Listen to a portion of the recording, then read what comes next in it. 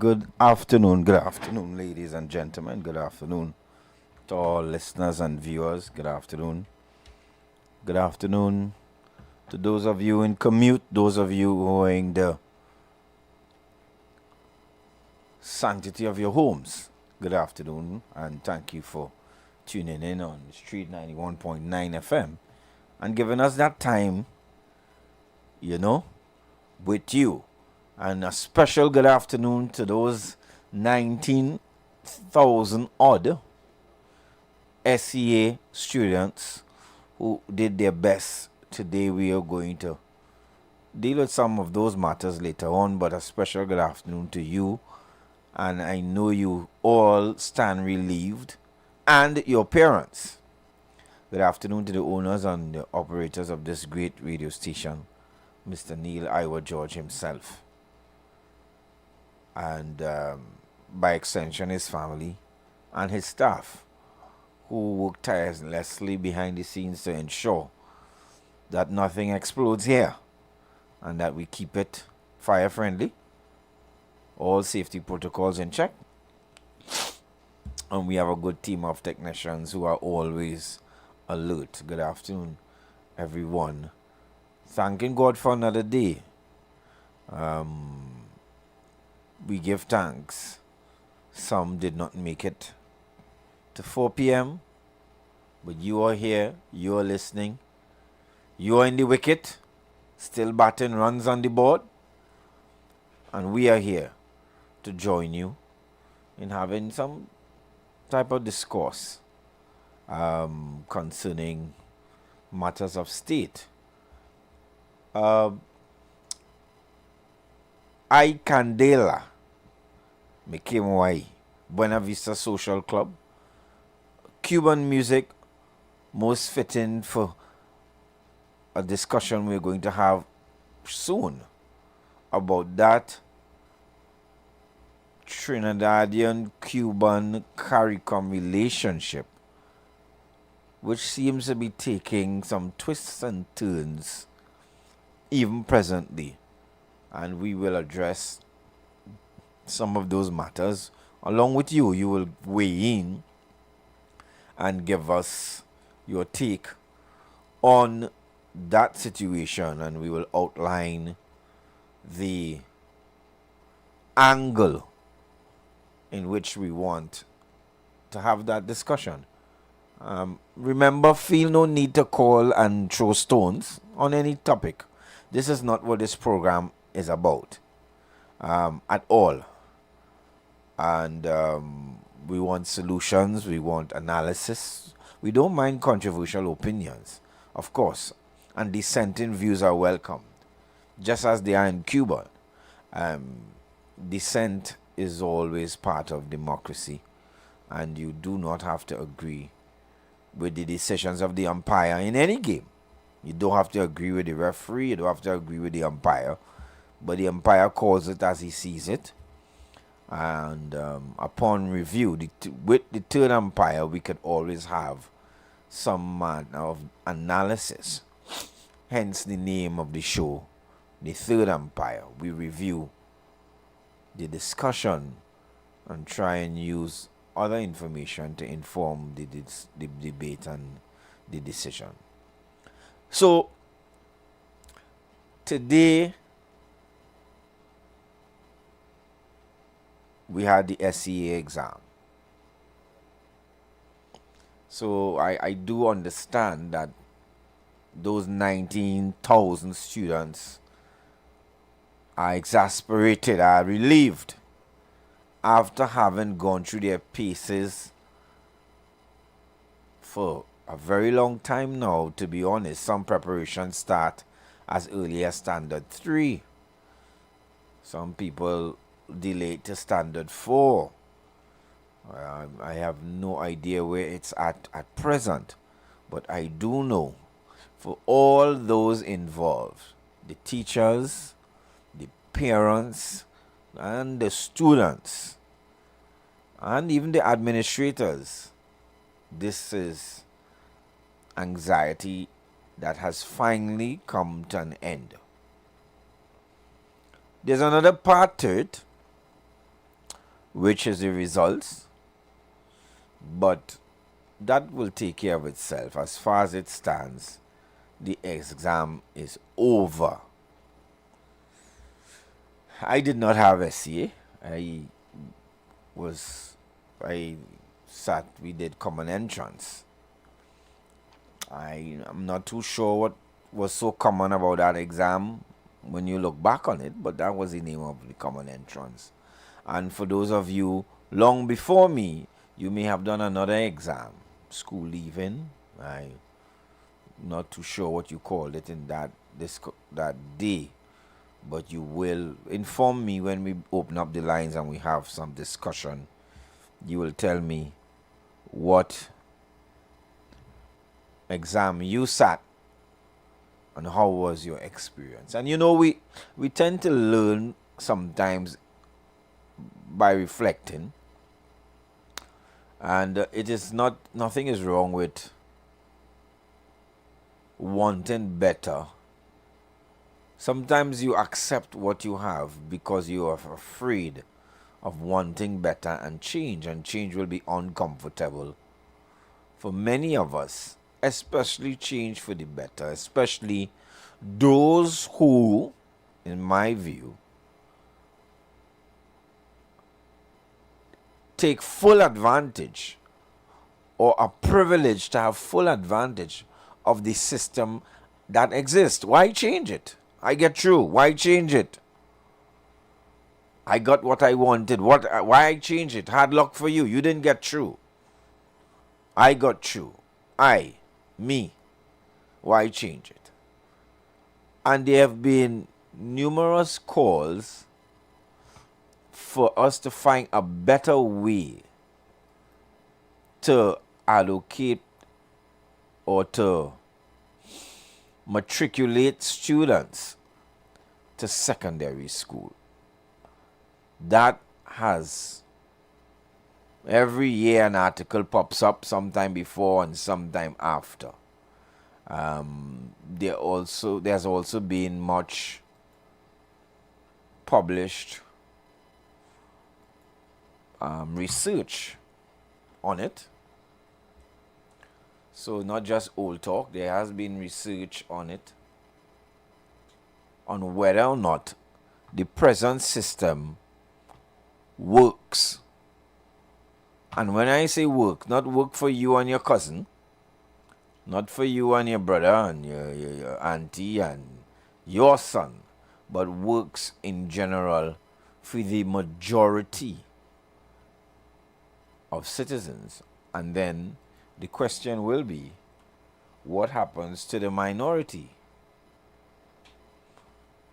What happens to the minority? Do they just disappear?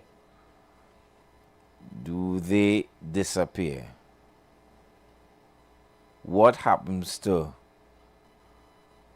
those who are less fortunate or who have not had the privilege that many of us have had, or some of us I had, by matriculating into spaces that are deemed prestige, albeit by having access to institutions that by and large are better resourced, have a much longer history in education, have a better academic track record, and I stress academic because education is more than academics. But from what we see, from a cursory glance on what we see in the education system and the students and what happens to the displaced? What happens to the misplaced? What happens to those who have no place? Where do they go? What happens to them? What are then the opportunities for them? Did they fail or pass because of the lack of capacity or inability? Are we measuring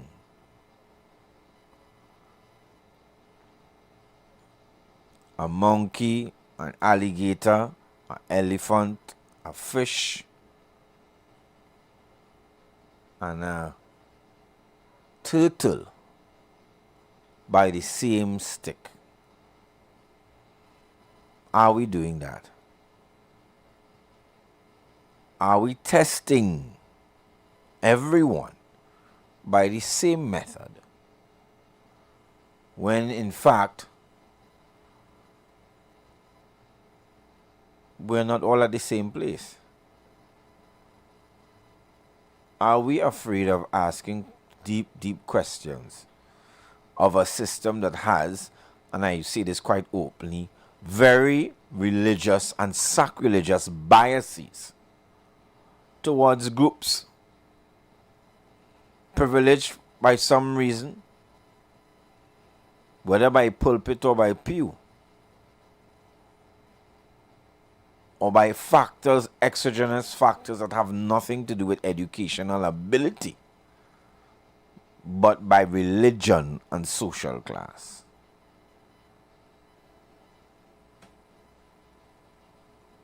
Should your religion offer you, therefore, better access to education or better access to educational opportunities in the public system?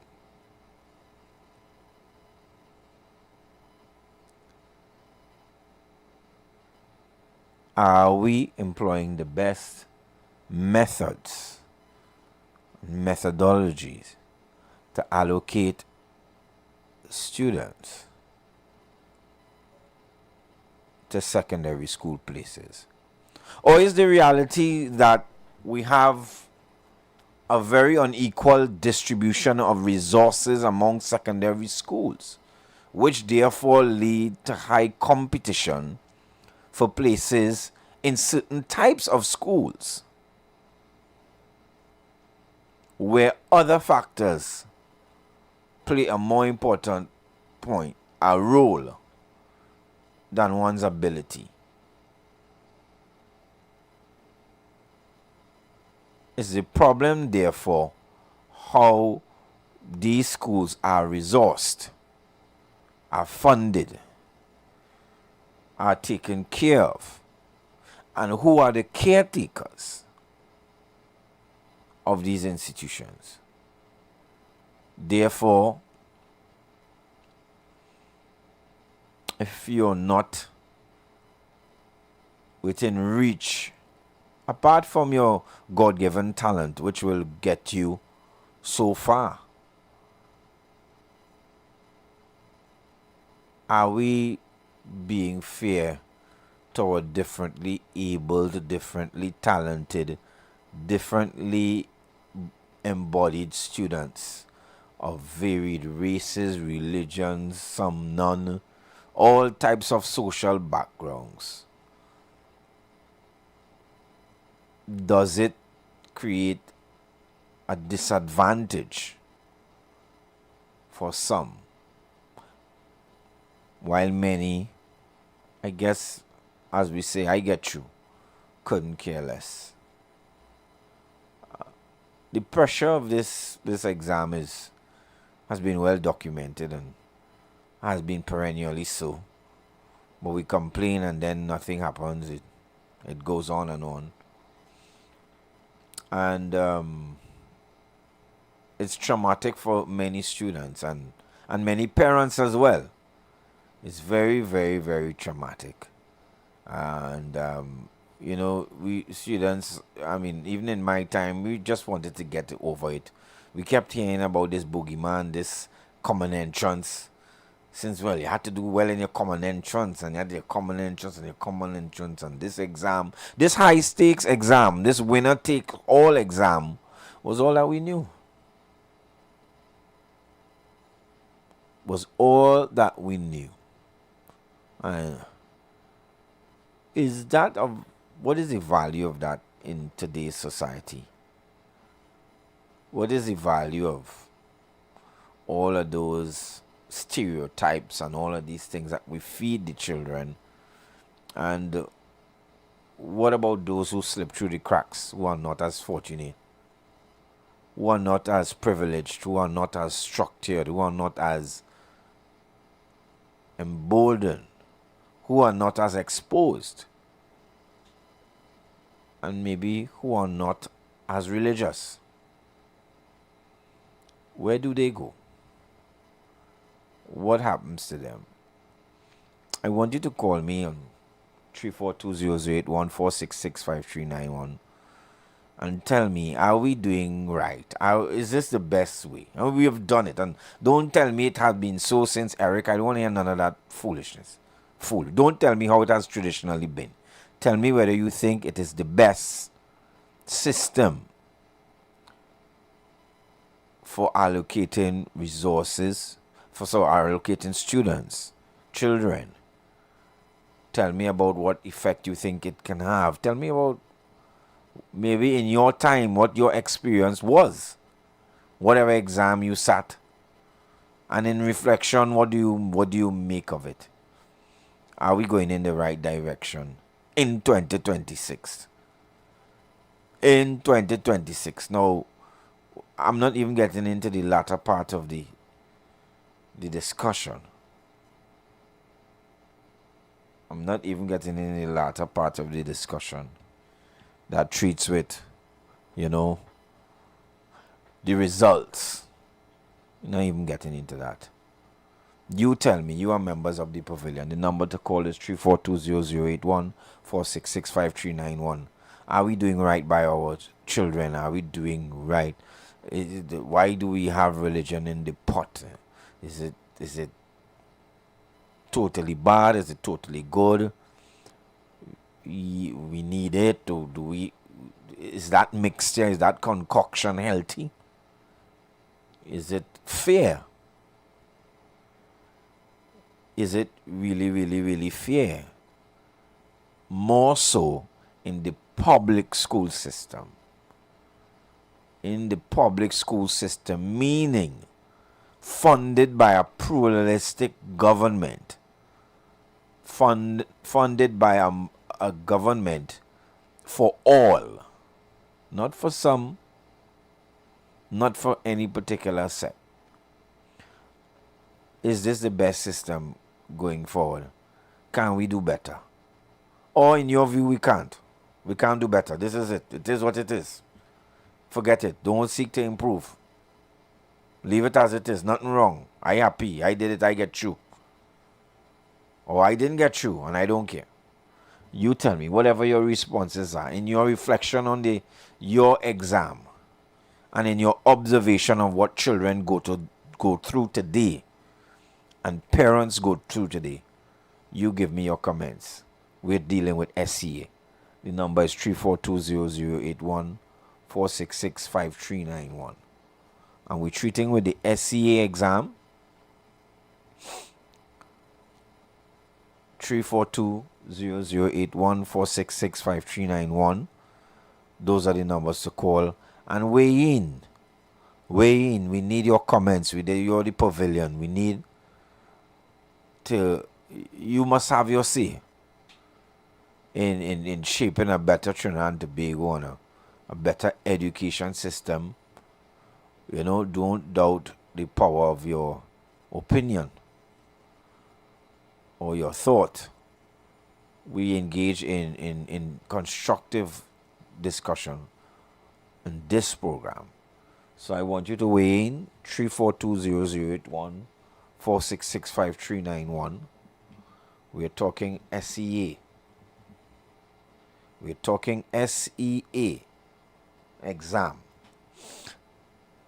The children are maybe out with their slips getting the little KFC or the little treats, because we do understand and appreciate the pressure that they have been under, and that sense of inertia and anxiety that comes on the next half, where the results await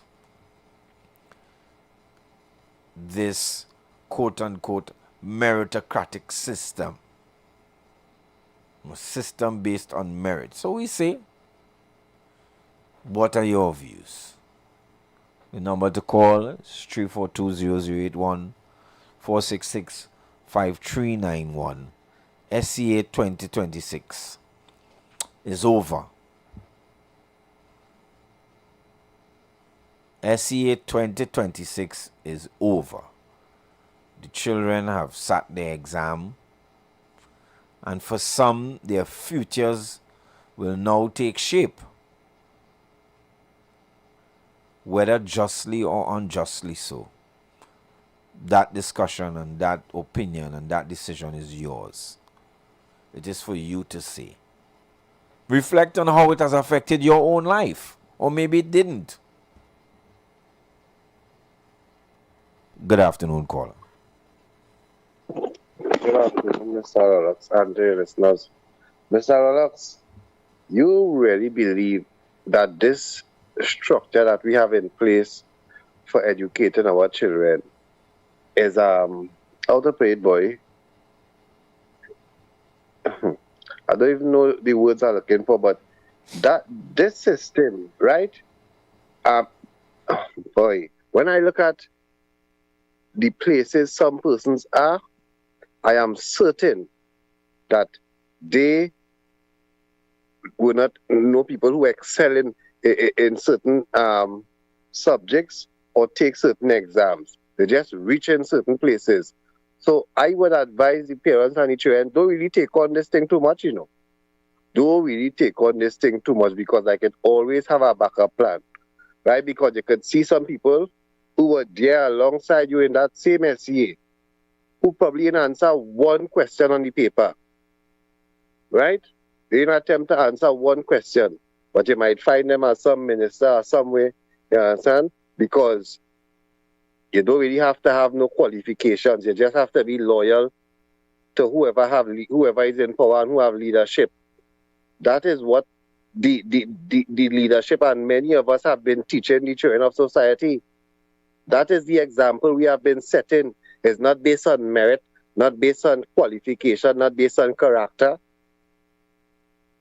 However, whoever could have the most brongest nose, a spot is secured for you. A spot is secured for you. Once you could be loyal to whatever, whenever, no matter what, boy, you don't have to be educated in nothing. All you have to do is know how to trump and follow suit. And there will always be a space for you once we don't change what is going on in this country. Because it makes no sense that some of us beating in the heads of children, get yourself educated, qualify yourself, you understand? Better yourself. And then when it's time for them to go and present themselves in whatever sphere of life they choose to, it are people clogging up the spot. It are people clogging up the spot with not one iota of qualifications. Every day more and more, Mr. Relax, it is becoming more weighty. It is like a weight to be living in this country. It cannot be that it have people who don't have no set of education, but they know what are the things to do in order to see a different result in this country. Politicians keep doing the same thing, and some of us who continue to support them keep doing the same thing and looking for something different. We haven't done anything different. We continue to just vote out people, and the next person just win by default. And they do whatever they want. They do whatever they want. While they was in opposition, they tell you all kind of things, all kind of it's funny that all these parties, when they are in opposition, they know exactly what the problems are, and they have all kind of solutions. The moment they get that power, Mr. Rolex, I don't know what is happening. I don't know what this happening is. Their transformation, you know the fellow who went and dip in River Jordan 7 times or something so, and on the 7th dip was a total transformation. All he saw was everything come off. Like you just get a dip. As they get power, they just get a dip. So everything where they was talking in opposition, just going out the door. Just going out the door. I'm not agreeing with no taxes. I'm not increasing no taxes. If we win, we will decrease taxes. We will do this. We will do that. We will do the other. Let them take it to the police. But every minute as they get chance, they're making an allegation, right? And not crying it to the police. We so caught up in this word jamet, right? We so caught up in that nobody in asking the question, did Devon really give the TTPS a statement? And what have you all been doing with that TTPS? I listen to this, Punisher man and all. You're giving a ball by ball narrative of the recent kidnapping that thank goodness the lady, Miss Polaya, was freed. Congrats to the person involved. But how come you cannot give a ball by ball narrative about Joshua Samru and the incident, Mr. Punisher? Anyhow, SCA was the topic. As I say, parents, don't be too hard on your children, and children, don't even take it on. Right? You could tell your parents, start a political party, and you could get an MP position, or even a minister if they win enough seats to gain power in this country. I looked on, brother. Thanks for allowing me. Thank you, caller. We did that boat sailed a bit away from the SCA discussion, but thank you for bringing it back. And I hear your criticisms of what, for me, is a system that is shrouded in secrecy. Huh? I mean, this whole everything about this, I don't know. I don't know if we're afraid, if it's justly done, why is it not a little more transparent and a little more open? I don't know. You will tell me. But I take your comments about, some may question the value of all of this, looking at the state of the country at present in terms of, careers of individuals and what they do and do not contribute to the society. So I take your comments. The number to call is 342-008-146-65391. I want your own reflection on this SCA and the merits and demerits, and maybe what was your experience as a parent or as a student yourself. Maybe it wasn't the SCA for you, it was school even, it was whatever. How much did that affect your life? How much pressure were you under? You give us a call. Good afternoon, caller. Good afternoon. Good afternoon. I'm a very old person. Yes. So I'm talking about 1940. I am an Anglican, went to a Catholic school. Academically, I was very intelligent. I got out of Skips School. In 1941, I decided at that time that she missionary.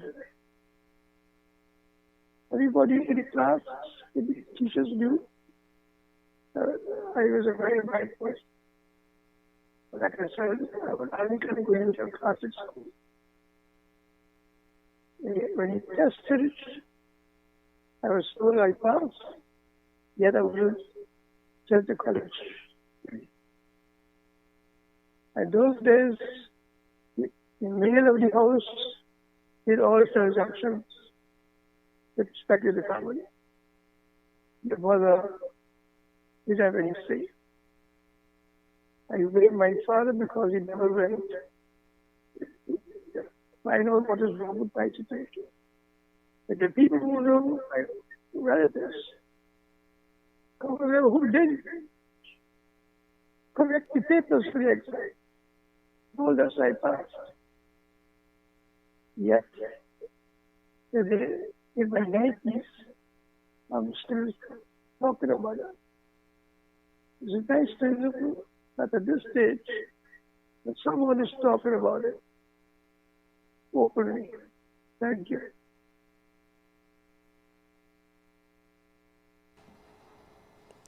Thank you, caller. I did not get to appreciate the full contribution, but I do thank you for calling in and spending the time to give your account.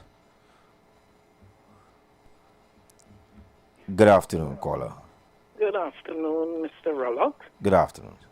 I listened to your first caller, and I don't know about him, but I know when I was growing up, I sat the common entrance exam, went on to high school, and I always remember my mother telling us, it is always good to have your certificate that you could apply for a job, done to see a job, and you can't apply because you don't have the qualifications.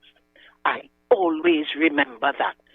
So whether the brown nose getting it and the brown nose they had no passes and they could get whatever, I made sure and qualified myself. I thank God. And when I got my children, I told them the same thing. And thank God, my two sons went to their school and they got their passes. And they moved on. Thank God for Patrick Manning. He brought the gate that he saved parents from having to put out the amount of money at the university. He went to Mona, Jamaica, and thank God he was able to complete. And today he came back because with the gate you had to come back to work for the government. He worked at Central Bank, and then he left after and he went abroad, and he got a scholarship. He was so lucky and blessed. He got another scholarship, went to York University, and he's doing well. So I will not have told my son, oh, them brown nose and the rich people children and the politician children go get it. They have it. Them are bound to do it because they have clearance. But you, the poor person, you make sure your child educate themselves. So when there's a job advertised, you can apply for it, right? I thank God for what that advice my mother put in our head. Thank you and have a blessed day. Thank you, caller, and thank you for sharing your own experience and value with the system. Again, we do appreciate different views, and I think the caller was really being tongue in cheek. I don't take it that he was literally saying that education is not good, but I understood what he was saying, and I understand what you were saying as well, that despite the odds and despite what may be inherent inefficiencies in the system, that it is good to at least try to take advantage of it, even if you believe that there are no guarantees. That I can accept. The two things can be totally true. So the number to call as we move the discussion along, tell me what are your experiences with this SCA common entrance, this high stakes exam. It may not have been you, it might be a niece, a grandchild, a cousin, a daughter, a son, and you have your own take and your own view on it, and even if you look back, you may find that you have your own view on the utility of the exam and how it affected or how it shaped your life or how it didn't shape your life. You may have opinions to the contrary, and that I understand as well. So as I'm saying, different opinions will exist for different groups experiencing this SEA exam, this common entrance exam, this school leaving exam, this exhibition. I think that's the word used way back. And you may be able to tell where you figure you were advantaged or disadvantaged by the system, or some of you didn't, school leaving, you didn't participate in any high stakes exam.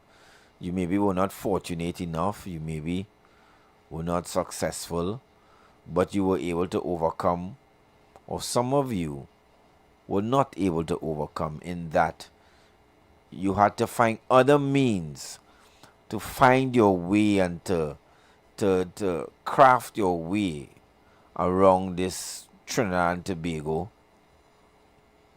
by educating yourself by other means, because you were not afforded certain opportunities as others, yet you rise, and if that is your story, so be it.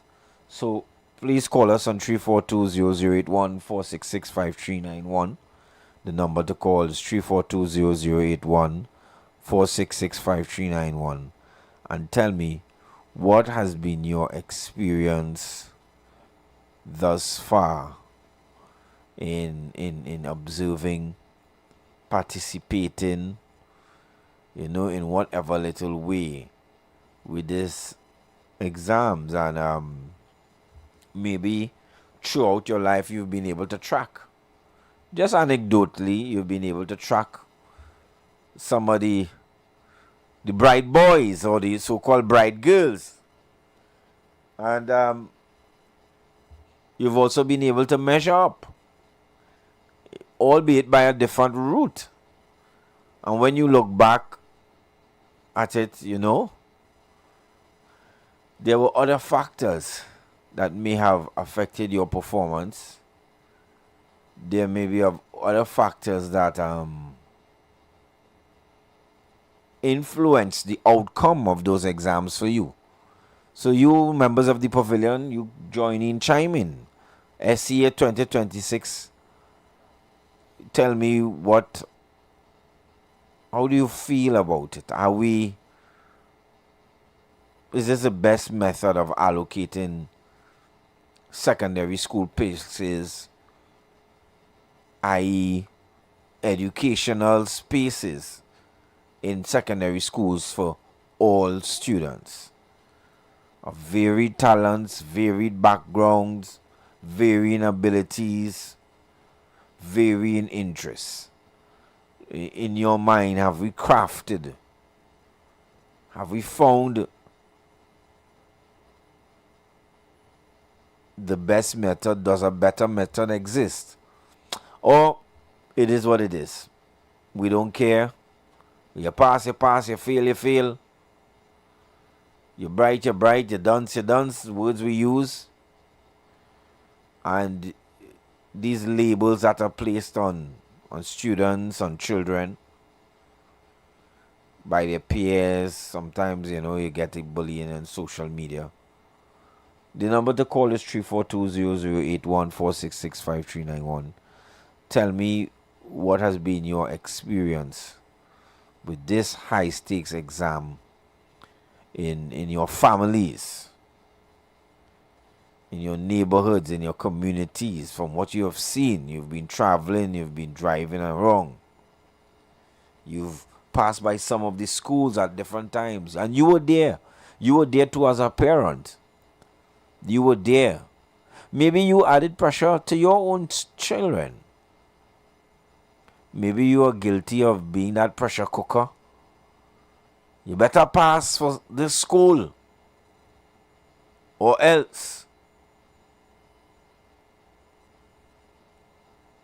And in my day, it was 7 year versus 5 year. That was the big talk. This is a 7 year school. Wow.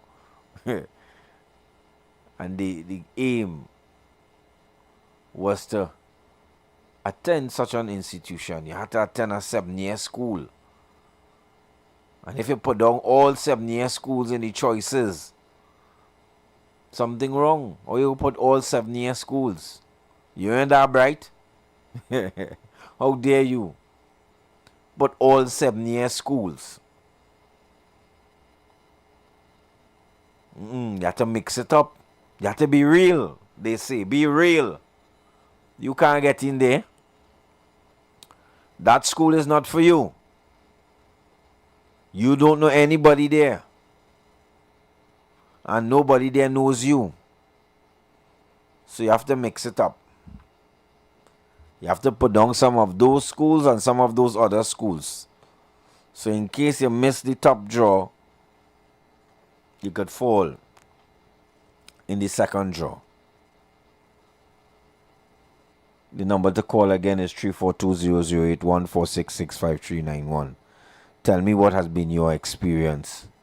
What has been the little exposure you've had to this system, this high stakes exam and this process, and these children with the lessons and the extra classes and all over the day and the night.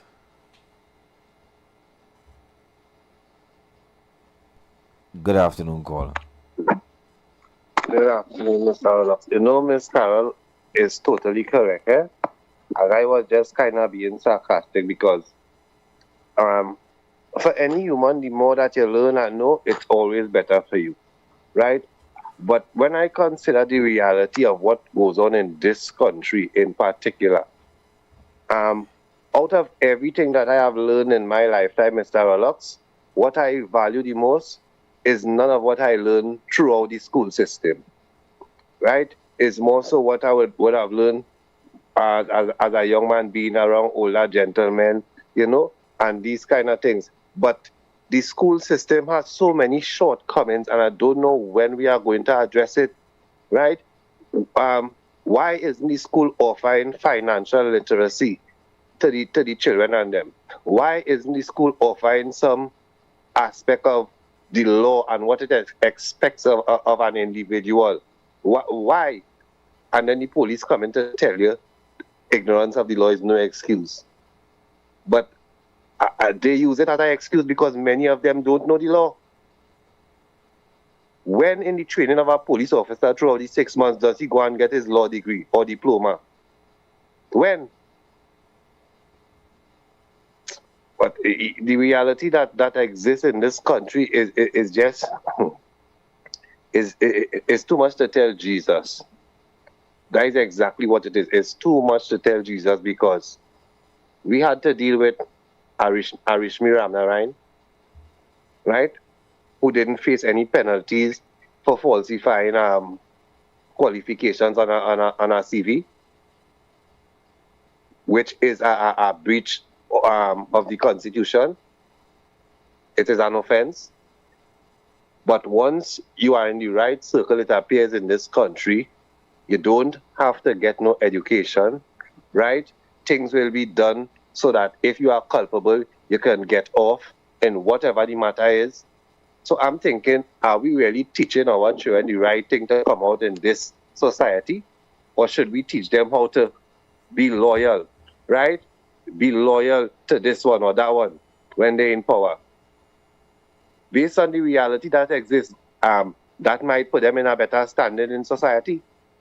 Because as you rightfully outlined, there is no guarantee that after you educate yourself with all these direction people pointing you into to get a job or whatnot, there may not be room for you. You might still have to tap into yourself to maybe open your own business or structure some kind of plan for yourself. Things need to change in the country. Otherwise, this program that we put in the children through, it really will not be beneficial or to their benefit. Mr. Matheson always says it. It's different types of persons, but we want all of them to learn the same way, and we want all of them to learn the same thing. We're supposed to be evaluating people, right? So that whenever somebody looks at the evaluation, they could tell certain things about the individual, not just merely giving person a test or an exam. You ought to evaluate people to know where they could best flourish. But again, as I say, out of everything that I have learned in my lifetime, the things that I value the most did not come out from my years of going to school. Okay. I looked on listening. Thank you, caller. And we go to a break. Stay tuned with us. Stay tuned on Street 91.9 FM. You've got bills to pay, and so do we. Let's go pay some bills on the Street 919 FM.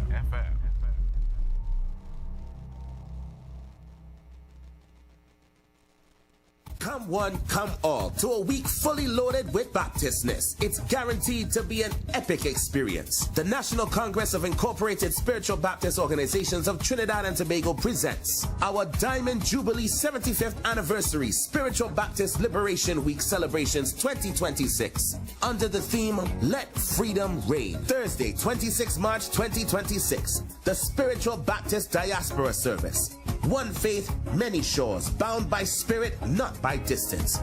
This night seeks to blend the hearts, minds, and souls to this electrifying and magnificent splendor. Friday, 27th March 2026. Youths on a mission. They are termed as the Generation of Promise, passing the mantle. Come out in your numbers and hear some energetic men and women of God expound the gospel of Jesus Christ. All nightly services start promptly at 6:30 p.m. at the Administrative Courtyard, Balmain, Vancouver, opposite the Atto Bolton Stadium. Don't miss out. All these events will be memorable and unforgettable. Happy Spiritual Baptist Shelter Liberation Week. Lent is here, and the castle is making fasting easy and tasty. Come enjoy any of our 5 delicious fish options, all made with a fresh catch, seasoned local style, and cooked to golden perfection. Try the fish meal. 2 slices of fish with a side. The fish combo. 2 slices of fish, 1 side, and a drink. Maybe the fish sandwich combo of 1 sandwich, a side, and a drink. Want more fish? Well, the Royal Fish Meal is for you. Enjoy a slice of fish, a fish sandwich with a side and a drink. Or maybe you just want our famous fish sandwich. The delicious Lenten specials are hot and waiting for you at your nearest Royal Castle. What are you doing? Big D, big fun, KFC, so we big up the ground. The big nation, cause you don't know we were the crown. It's a big D. Say what you want, KFC, so we lead in front. We are big nation, TNT and KFC, one motion. Come to KFC, let we hold our vibe, and let we join together, because KFC is life. It's a big D. Say what you want, KFC, so we lead in front. We are big nation, TNT and KFC, one motion.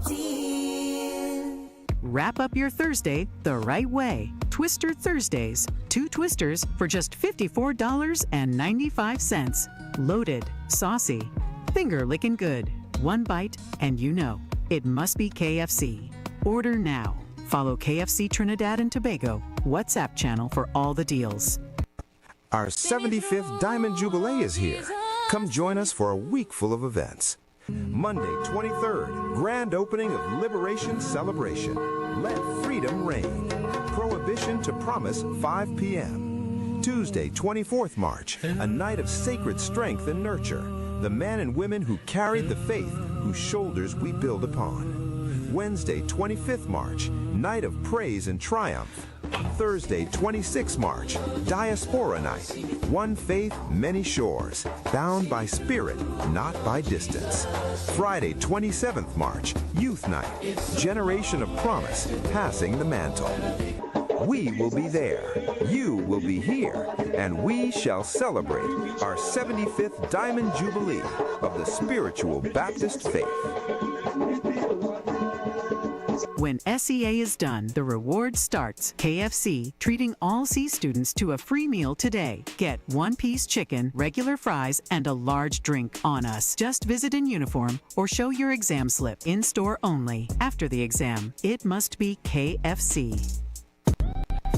Tech TechFlex TT Limited, the #1 computer store in Trinidad and Tobago, has all your tech needs. We have the latest computers, powerful MacBooks, and affordable Chromebooks for school and work, providing new and refurbished options to suit everyone's budget. Also, we carry a variety of printer options and ink solutions for your home and office needs. Need repairs done? Our experienced technicians can solve your tech problems. Visit us now at any of our 2 locations, Wilson Road, Scarborough, next to Royal Castle, or Penco Street, Montrose, Chagonas. Call 235-4919 for more info. TechFlex TT Limited. Affordable tech. Exceptional service.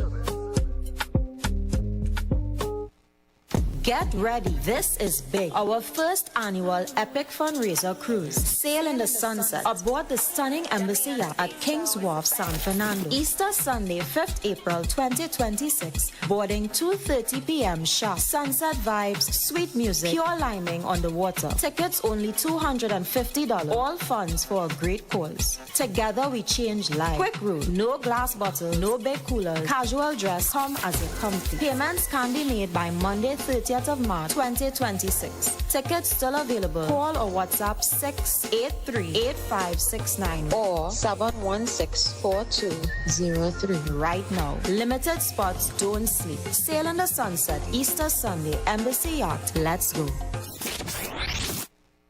Jump into savings at Furniture Plus. Enjoy up to 40% off in-store and online. Find amazing deals on furniture, appliances, mattresses, and more. Plus extra discounts on credit plans and free gifts with select purchases. Save more at Furniture Plus today. Man, I went by the ATM to get some cash and the machine saying insufficient funds. I sure I have money in my account. Boy, that happened to me already. Here what to do. Make a report to your bank. But if you're still not satisfied with how they're dealing with it, contact the Office of the Financial Services Ombudsman. Let me text you now. If you want to resolve a complaint with your bank, non-bank financial institution, or insurance company, contact the Office of the Financial Services Ombudsman at 800-4FSO or visit www.ofso.org.tt. We can help, and our services are free. Score with Coca-Cola. Check out the FIFA World Cup 2026 consumer promotion on now under the 591 ml football label bottles at supermarkets nationwide and see press or social media for more details. Score with Coca-Cola. Is a whole lot of flavor wrapped up in a twist. Some of them try to rap, but they don't rap like this. With crispy KFC tenders and lettuce and carrots and shredded tortilla embedded, perfect wherever you headed. Dripping with that creamy mayo and that mambo sauce. Let me tell them one more time to get my point across. It's a craveable, crunchable, movable, functional, flavorful meal that your taste buds must endorse. KFC, crunch twist, crunch twist. None of them, they don't make it like this.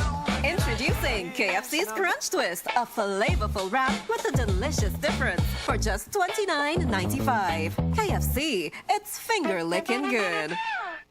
Go to FIFA World Cup 2026 with Coca-Cola. Just buy any Coca-Cola 591 ml with football labels.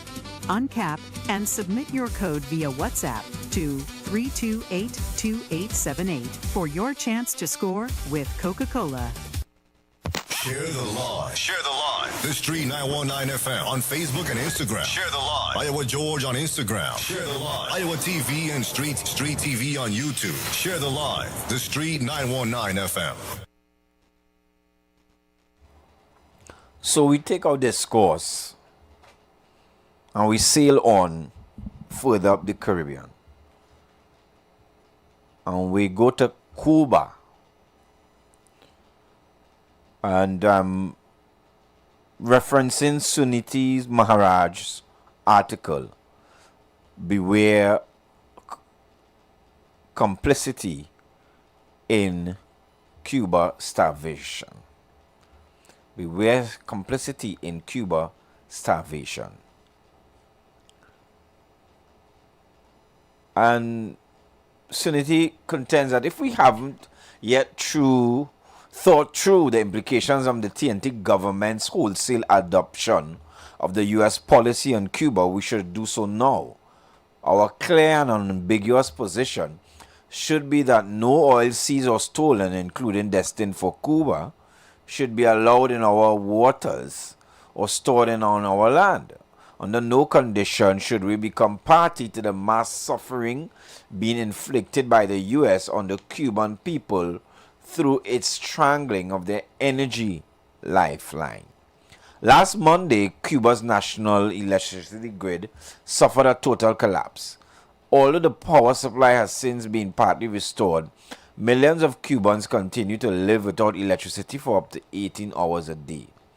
The most vulnerable are now on the front line of a one-sided war that has thrown the island's famed health system into catastrophic crisis.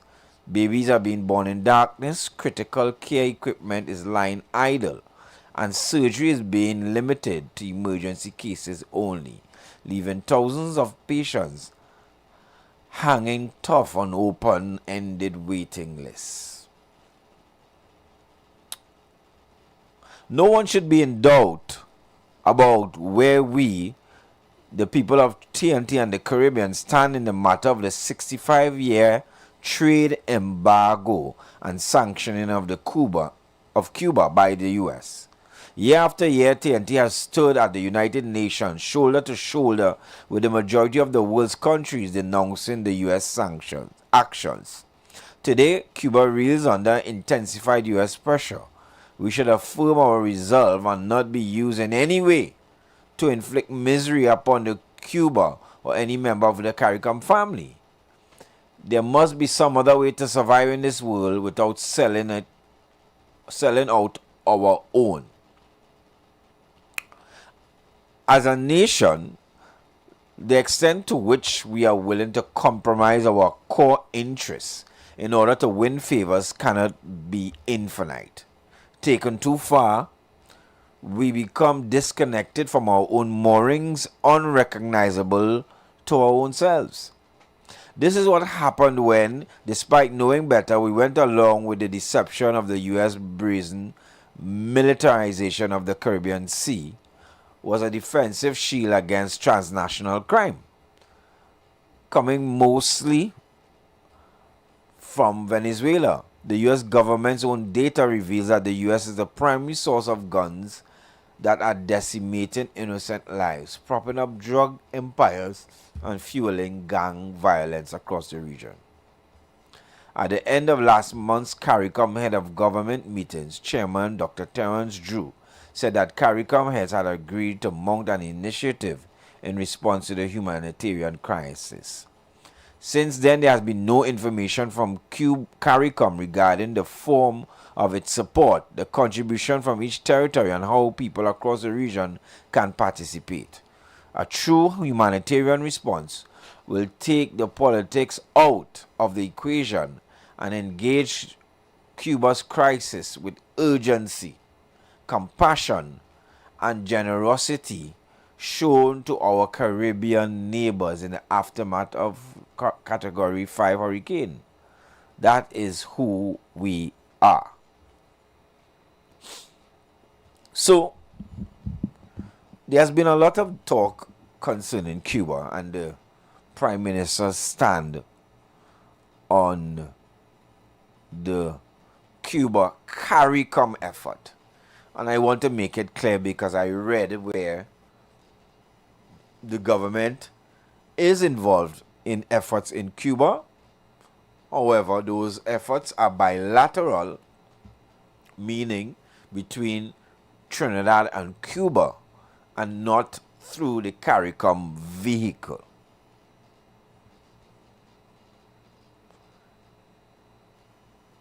Some see that as disingenuous, problematic. Others say help by any means is help. Whether we help through CARICOM or we help directly, because there are other impending issues with CARICOM in terms of the leadership, you know. But the way Ms. Maharaj posits this sounds very, very simple.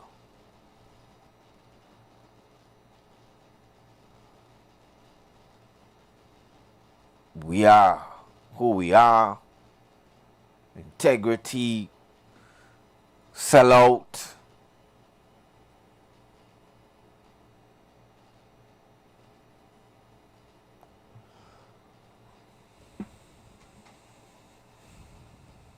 My question to you is twofold.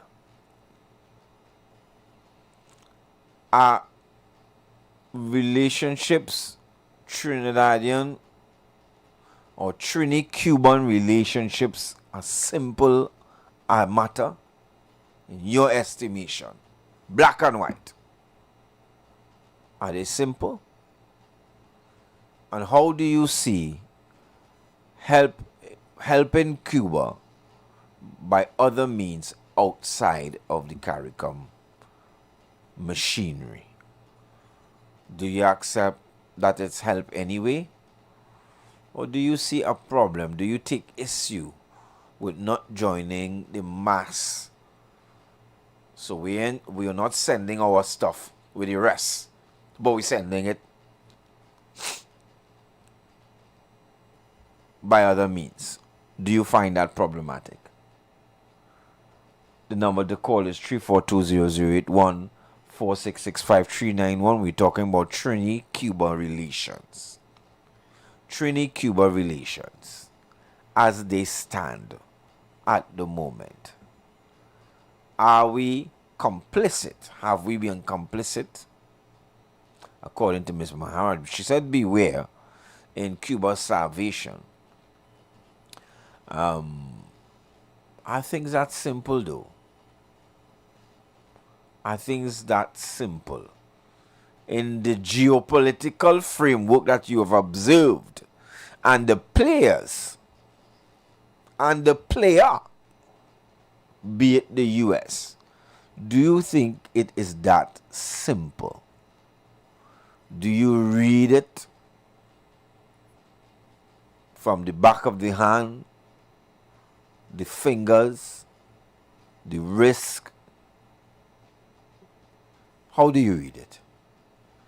Are Cuba, Trini, Cuba, US relationships a simple matter? Die we brother and die we brother, and we stand together till we die, and we all are one, and we sail in with the boat sink or float, and is it that simple? Camaraderie. All for one, one for all. Is it that simple?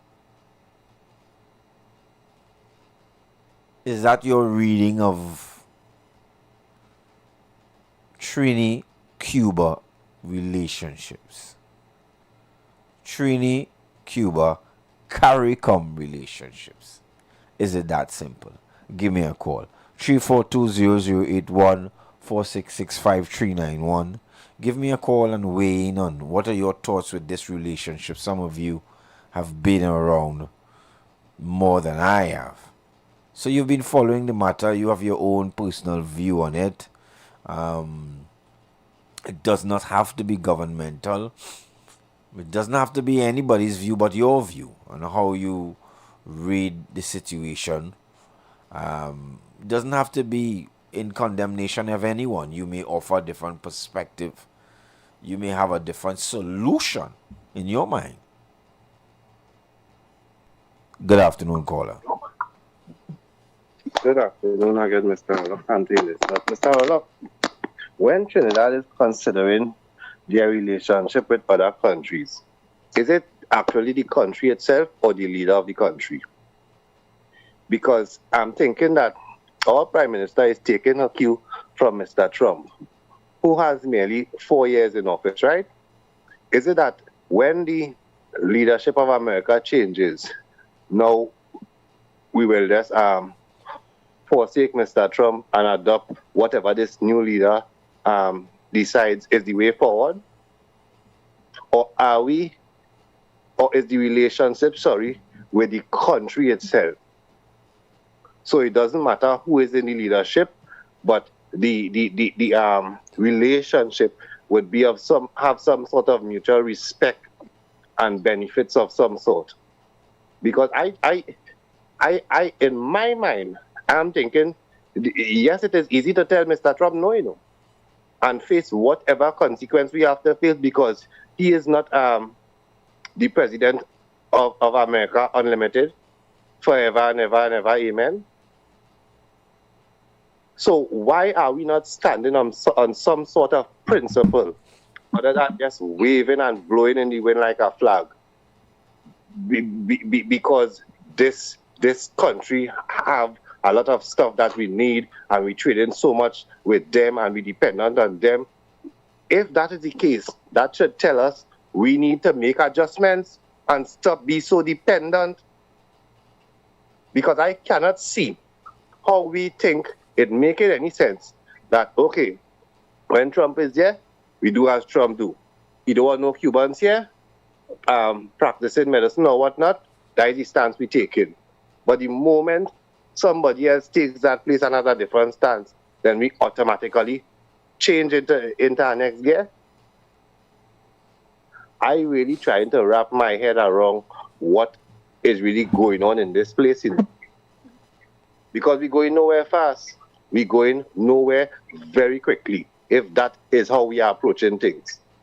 We have to have some principles that we are standing on, so that at some point in the line, if somebody going rogue or untoward, we can part ways with them. It cannot be that we are just sticking up to this relationship irregardless of what might happen later on. It is just ridiculous. It is just ridiculous. And I am not accepting the stance that we are so dependent on them. So we just have to, if they say jump, we just have to ask how high. No, we have to understand the position we are in and make adjustments to come out from that, so that you could tell Mr. Trump where to get off. You have no business telling us who to do business with. If we are benefiting from having Cuban doctors here, that is not your business, Mr. Trump. You're fast and out of place. I look to honestly, Mr. Alex.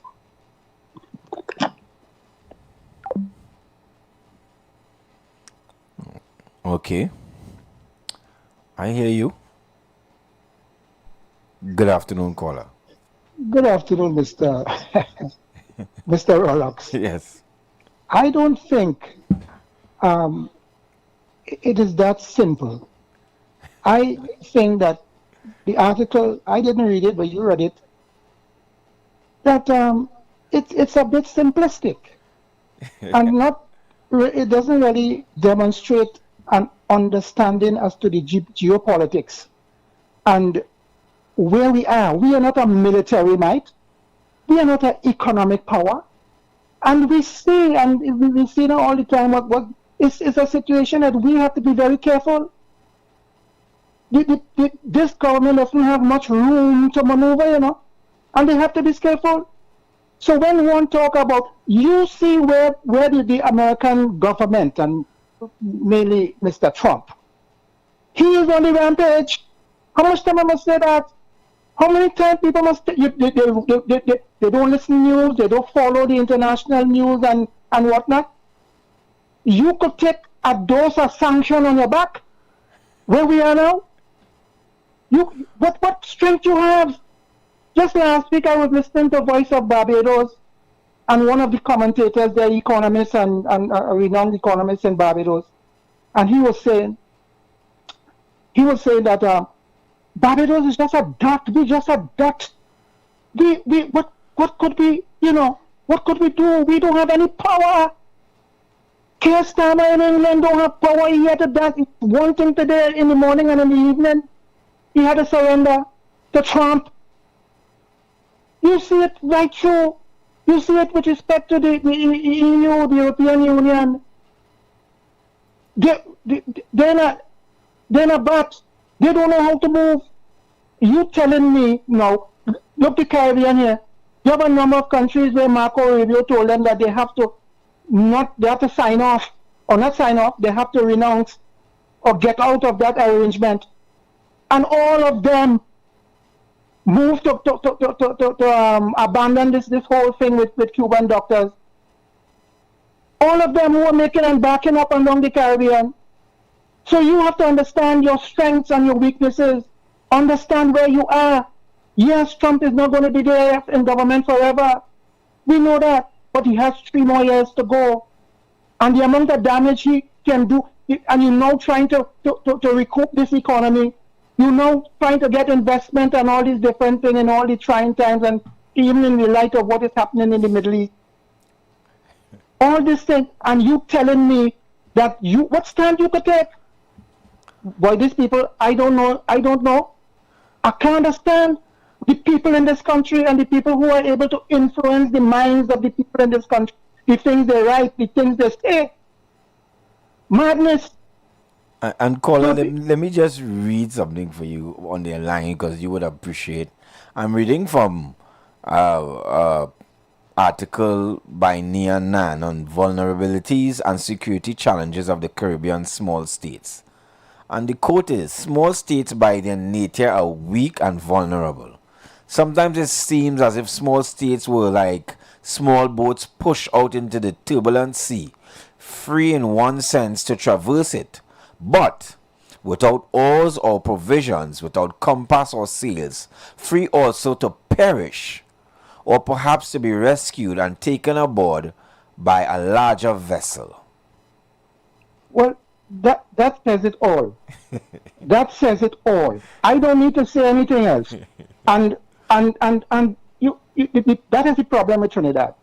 People, either they don't want to learn, they don't want to be educated, they don't want to know what is happening around them, and they want to remain in darkness. I can't understand it, and every day is the same thing. What could you do? You just adapt. You're not a military might. You don't have economic power. You don't have that.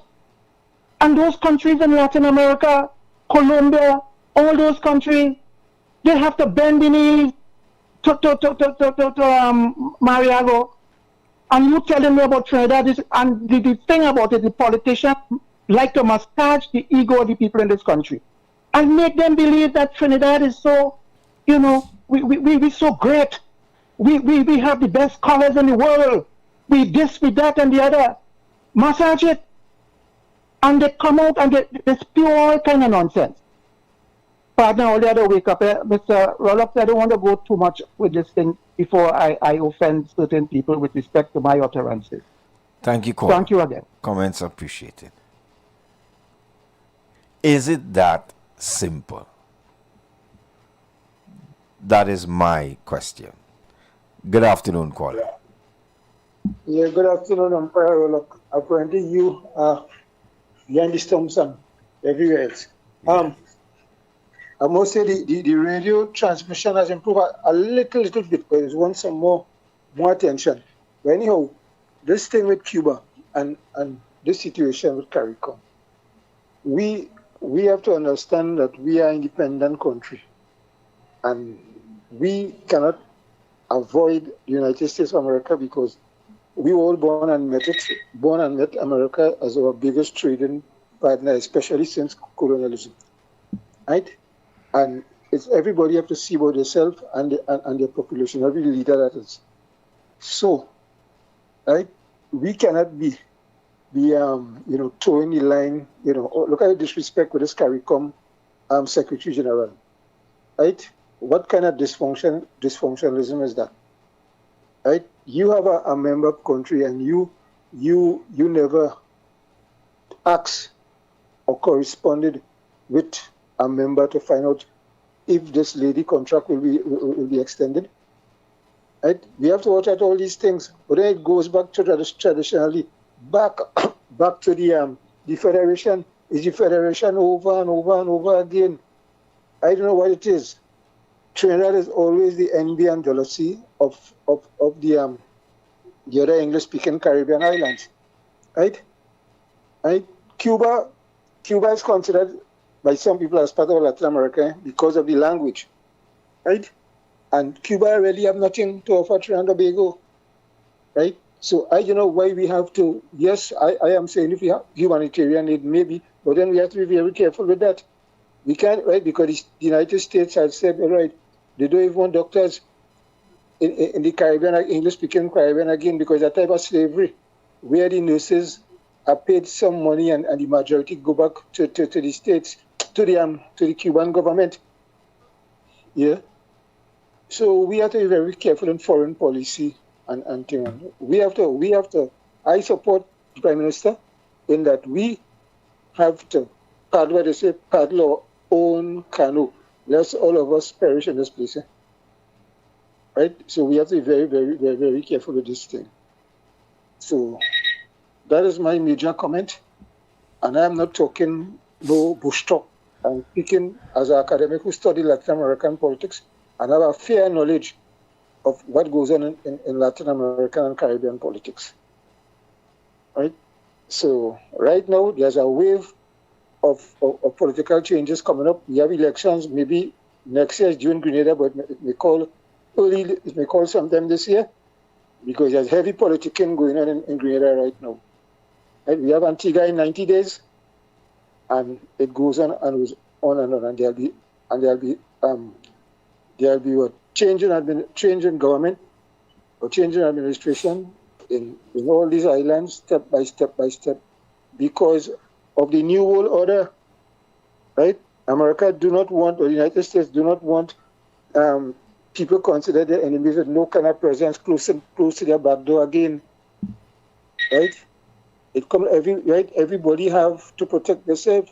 Right? You cannot have your enemies living close by you and you chummy with them. Right? You have to take in front before behind take you.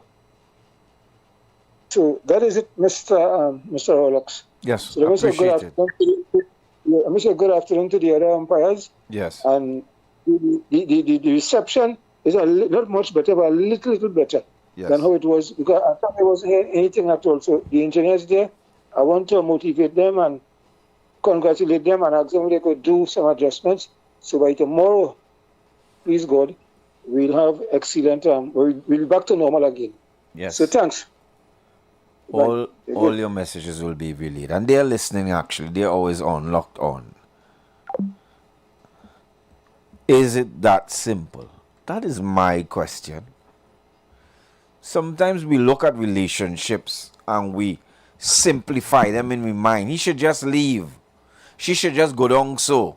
That one should just do that. We look at relationships. Any relationship. Let's take it to the most simplistic form.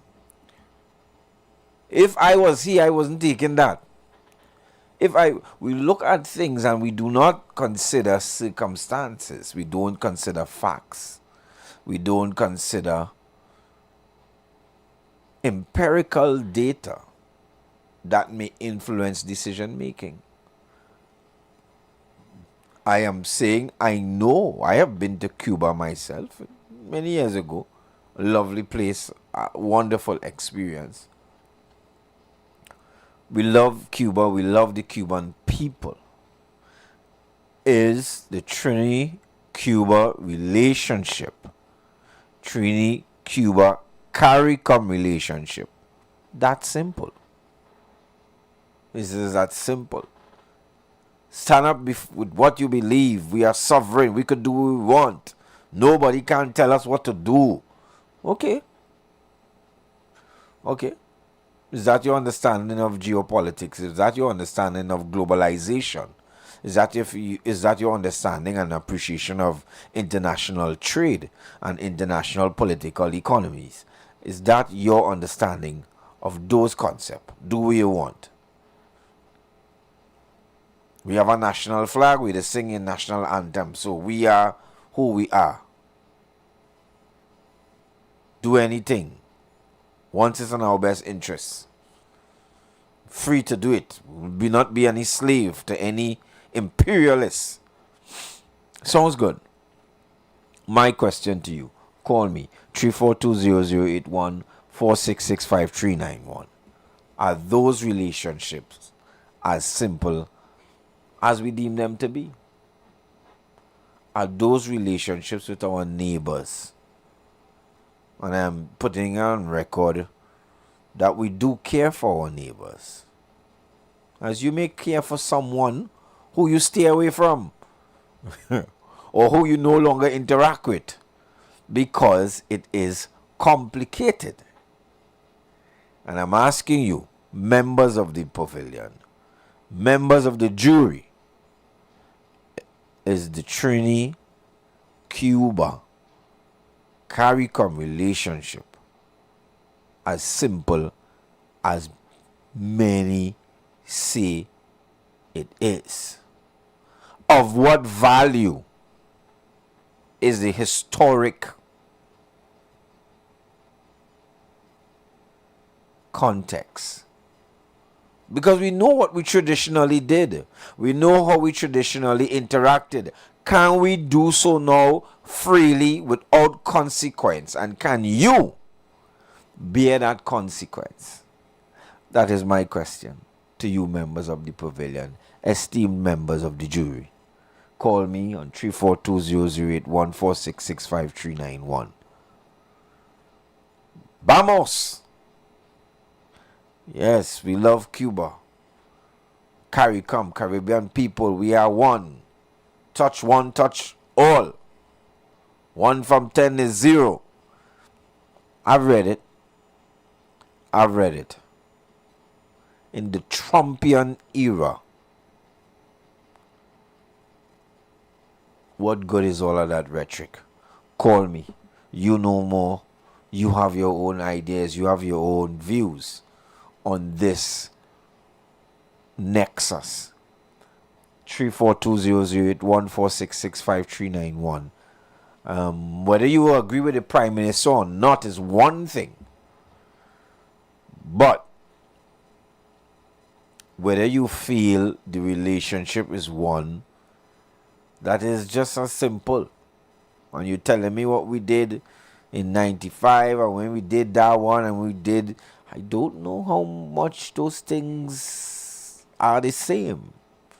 I don't know how much the facts. Every case turns on its own facts. Every top sits on its own bottom.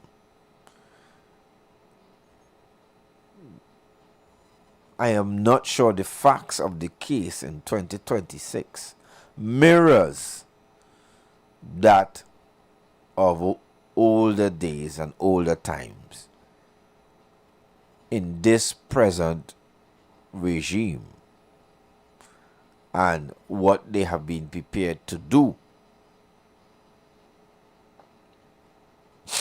to align things in their favor. You call me. You tell me what you think. What is your opinion? 342-008-146-65391. I know we have very, very, very knowledgeable and well opinionated members of the pavilion. Have your say. It doesn't matter. You do not have to agree with any particular view, but having a view is important. It's important. Your voice, your comments, your contributions are all welcomed on the street 91.9 on the Third Empire. You can maybe help me to appreciate your view or where you stand on the matter. The number to call again, 342-008-146-65391. It is easy to condemn when you're not in the driving seat. It is easy. Is it easy? It is easy to say what you should have do, what that one should have do. This one should have do this and that one should have do that and then that would have happened. And it's easy to say these things externally. Good afternoon, caller. Pleasant good afternoon, sir.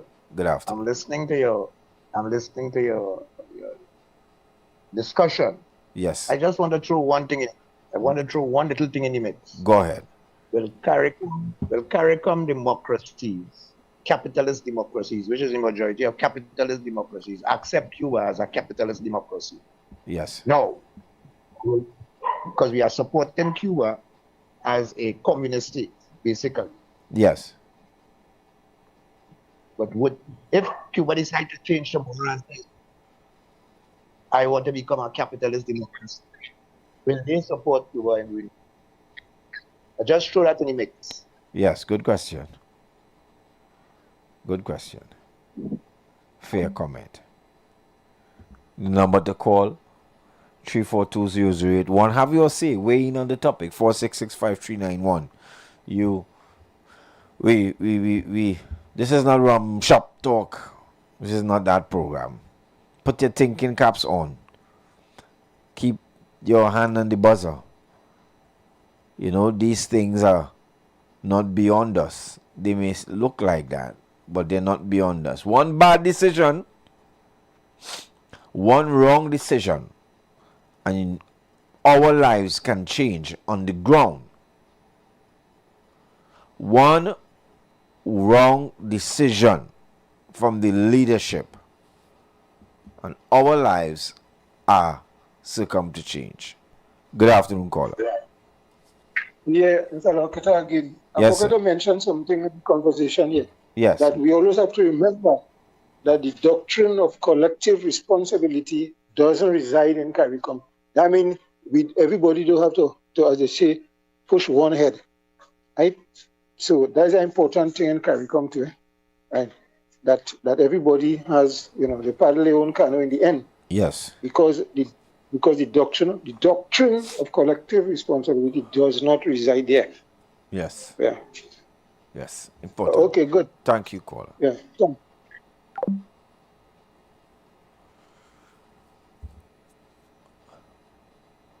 What is your view? We've heard much about what Trinidad should be doing and shouldn't be doing vis-a-vis their CARICOM neighbors. We have heard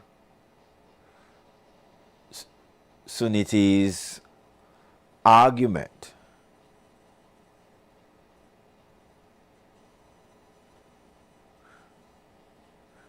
As this column is being written, it is unclear exactly where the Seahorse, an oil tanker carrying Russian crude destined for Cuba, was actually headed.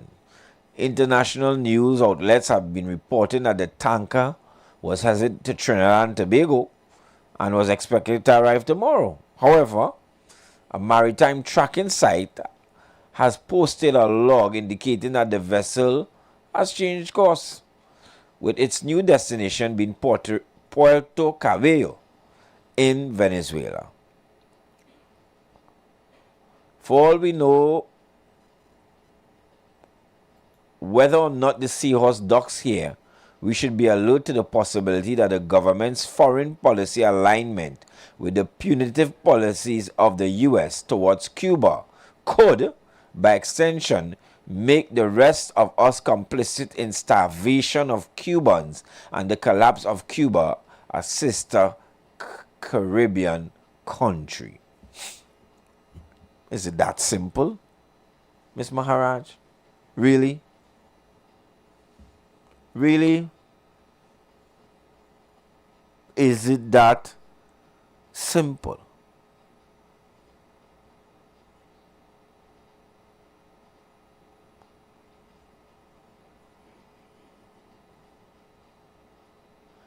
If we haven't yet thought through the implications of the Trinidad and Tobago's government's wholesale adaptation of the U.S. policy on Cuba,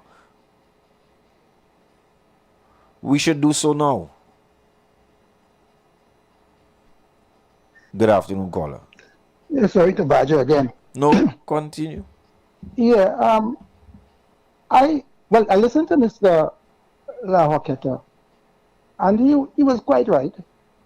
And I think people should listen to those leaders in the Caribbean who seem to have something to offer. And I heard Andrew Holness, the Prime Minister of Jamaica, utter the same sentiments.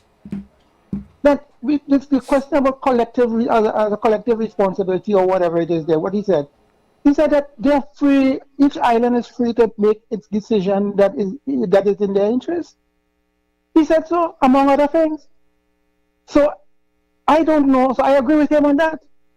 And I listened to the news this morning, and the impression I got was that Trinidad was not interested or isn't interested in offering humanitarian help to the Cubans. But that is not so. And I heard differently last night on the news. They said they're going to make their own contribution separate and apart from the CARICOM. And you read it there on the newspaper. So I was right with what I think what I heard. It was correct. But the impression is being left that we are not willing to help a CARICOM or probably one of our brothers or family in Cuba. That isn't so. But the thing about it, what I want to say here is this: is that I do not envy the government of Trinidad and Tobago in terms of what they have to do. And because I don't know how they're going to dance around that. Because you can't be, as they say, and Marco Rubio told them that. You can't be all over the places. Either you're with us or either you support or you don't support. And if you don't support or you don't probably I won't say toe the line, if in fact you go against, right, you can't be two-faced. You have to, so the thing about it is that we decided, Trinidad and Tobago has decided, hey, listen, and the Prime Minister was quite clear with that. She said that she doesn't support the political system that exists in Cuba. But again, she's not going to stand by and allow, she sympathized with them based on humanitarian grounds. So I don't know where they're going with that. And one has to understand that if in fact we appear to contravene, and most of them who talking in the CARICOM there, they're fully aware, because they fall in line. Most of them give up this whole question about the Cuban doctors and all that. They give it up. Most of them. And so I don't know what they want Trinidad to. Trinidad is in a very precarious situation. We can't even pay public servants. We can't pay teachers. People are asking for back pay. All kind of thing, all kind of chaos here. Right? You have reserves, probably the reserve now is $5 billion. Right? You almost 85% of all your import of food and services, goods and services come from outside. You have to get Forex. And you telling me, given the madness that is taking place in the world today, and with America being the dominant force, economic force and military might, and people handing out instruction from Washington, that you are going to say, no, they say don't trade with, we don't want oil with Cuba, and we put embargo on Cuba. You take gas here and send it to Cuba. You play man and take gas and send it to Cuba. And see what would happen to us. That's the reality. And therefore you have to dance, you have to know to play. It's not an easy thing. Yes, you don't want to, you empathize with them. But the fact remains is that are you prepared to make the sacrifice? Are you prepared to suffer in the interest of Cuba? Could you take, and those people who are speaking all kind of nonsense, it's just they want to rile up the people in this country, They want to rile them up by putting in their head all kind of nonsense, because I'm saying that the people don't, so some of them ready to hit the street, as they said some time ago before the state of emergency, right? And when they can't get food, they can't get medicine, they can't get job, you can't pay this, you can't pay that. You don't see chaos here? So people have to, I don't know how people must reason, how people must think, how people must be rational. I don't know. And caller, in my visit to Cuba, which was a long time ago, I engaged one of the Cubans who I was heckling.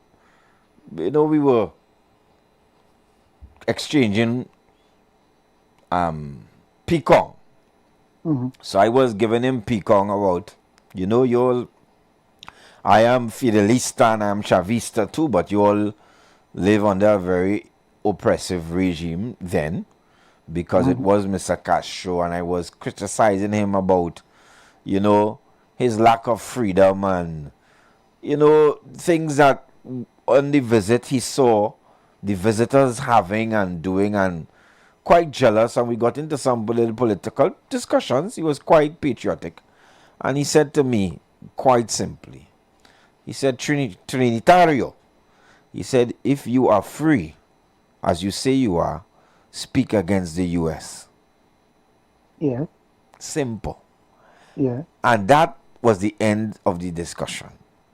Yeah. He said, if you are sovereign as you say you are and Cuba is not sovereign, then you speak against the US.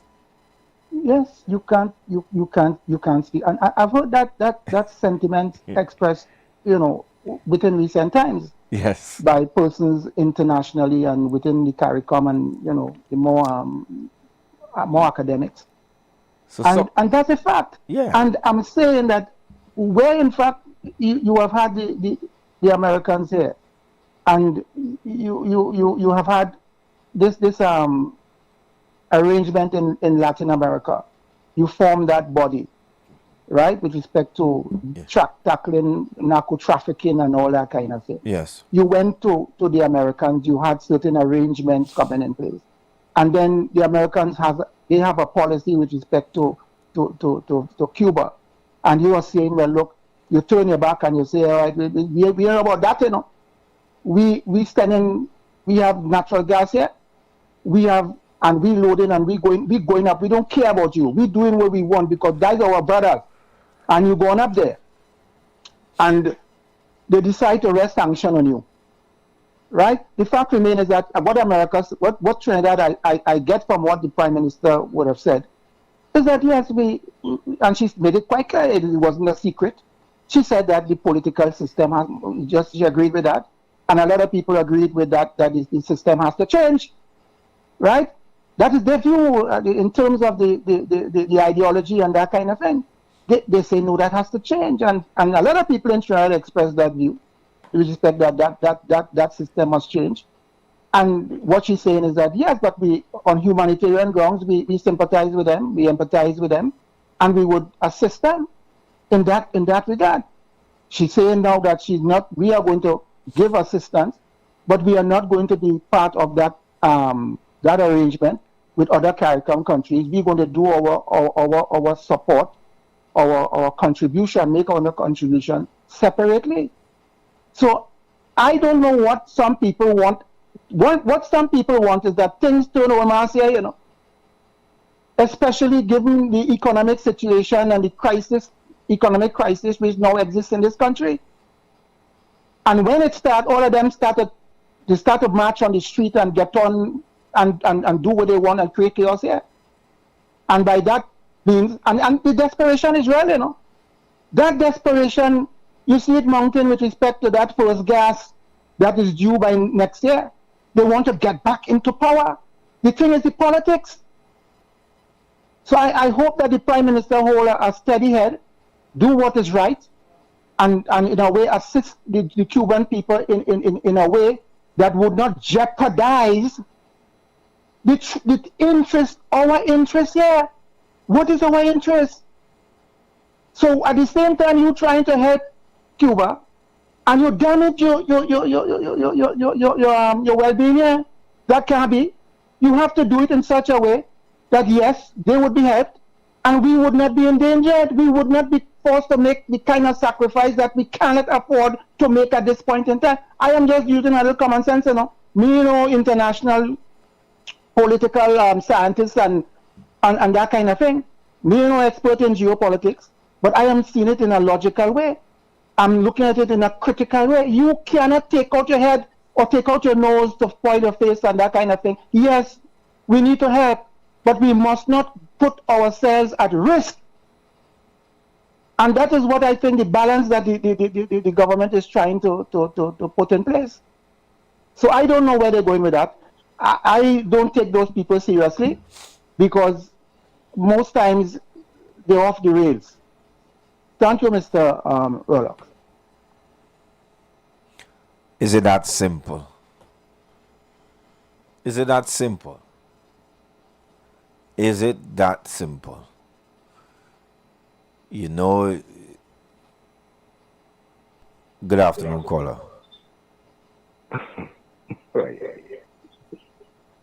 I wonder if that man listening to himself, boy.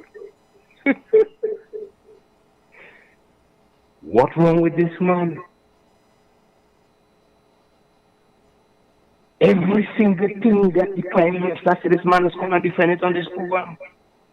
Every day.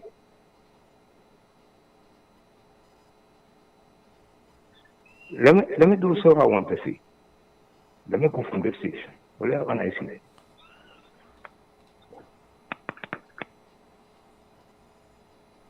Good afternoon, caller. How's that? How's that? I going upstairs.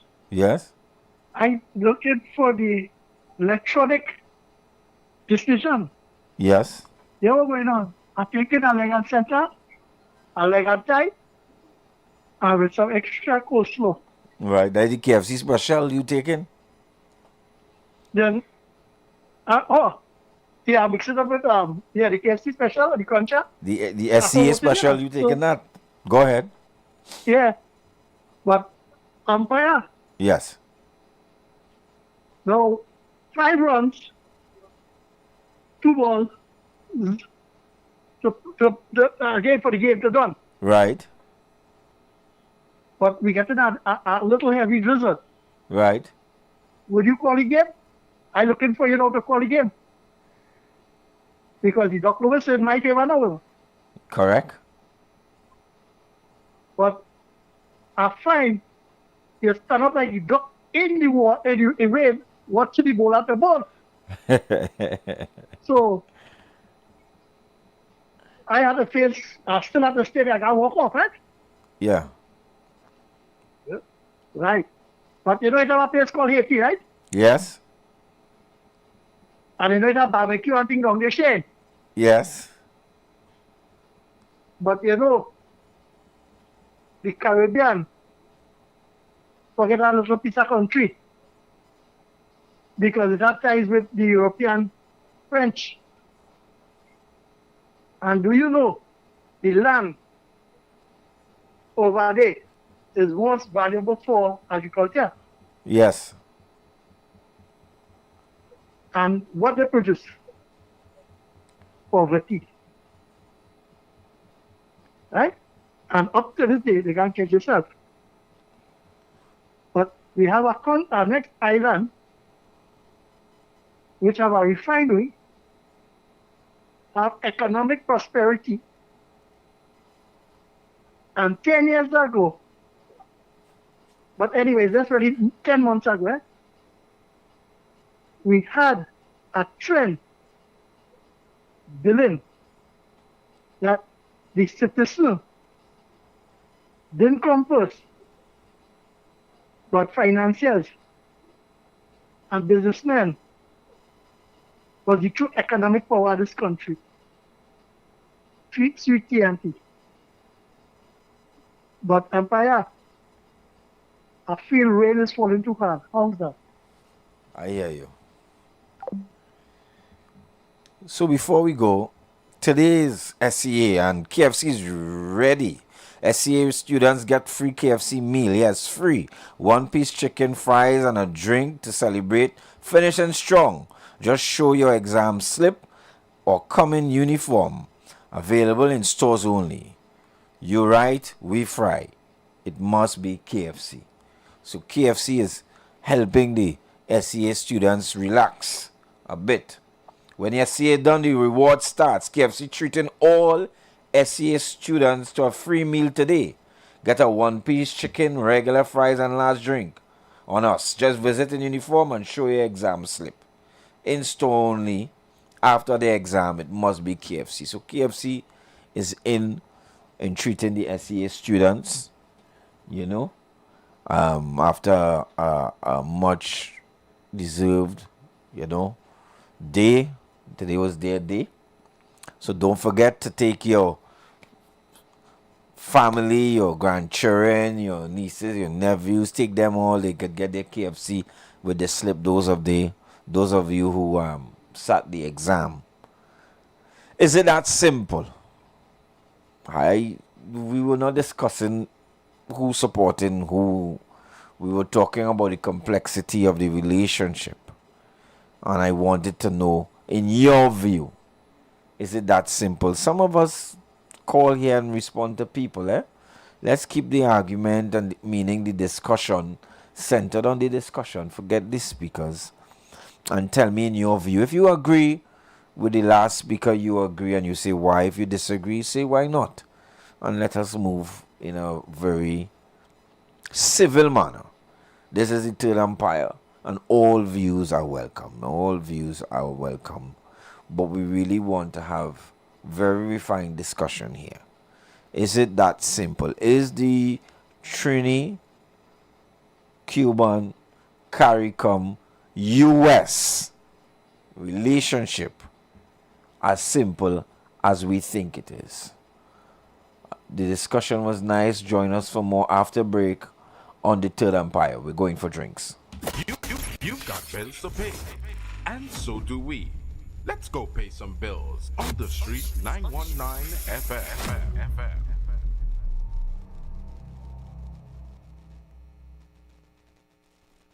Come one, come all to a week fully loaded with Baptistness. It's guaranteed to be an epic experience. The National Congress of Incorporated Spiritual Baptist Organizations of Trinidad and Tobago presents our Diamond Jubilee 75th Anniversary Spiritual Baptist Liberation Week celebrations 2026 under the theme Let Freedom Reign. Thursday, 26 March 2026, the Spiritual Baptist Diaspora Service. One faith, many shores, bound by spirit, not by distance.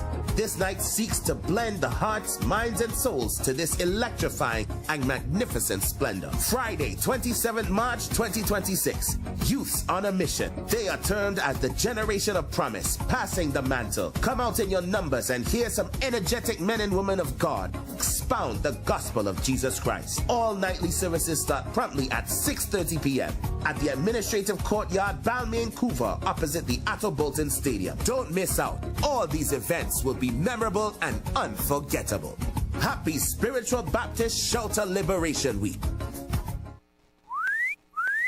What are you doing?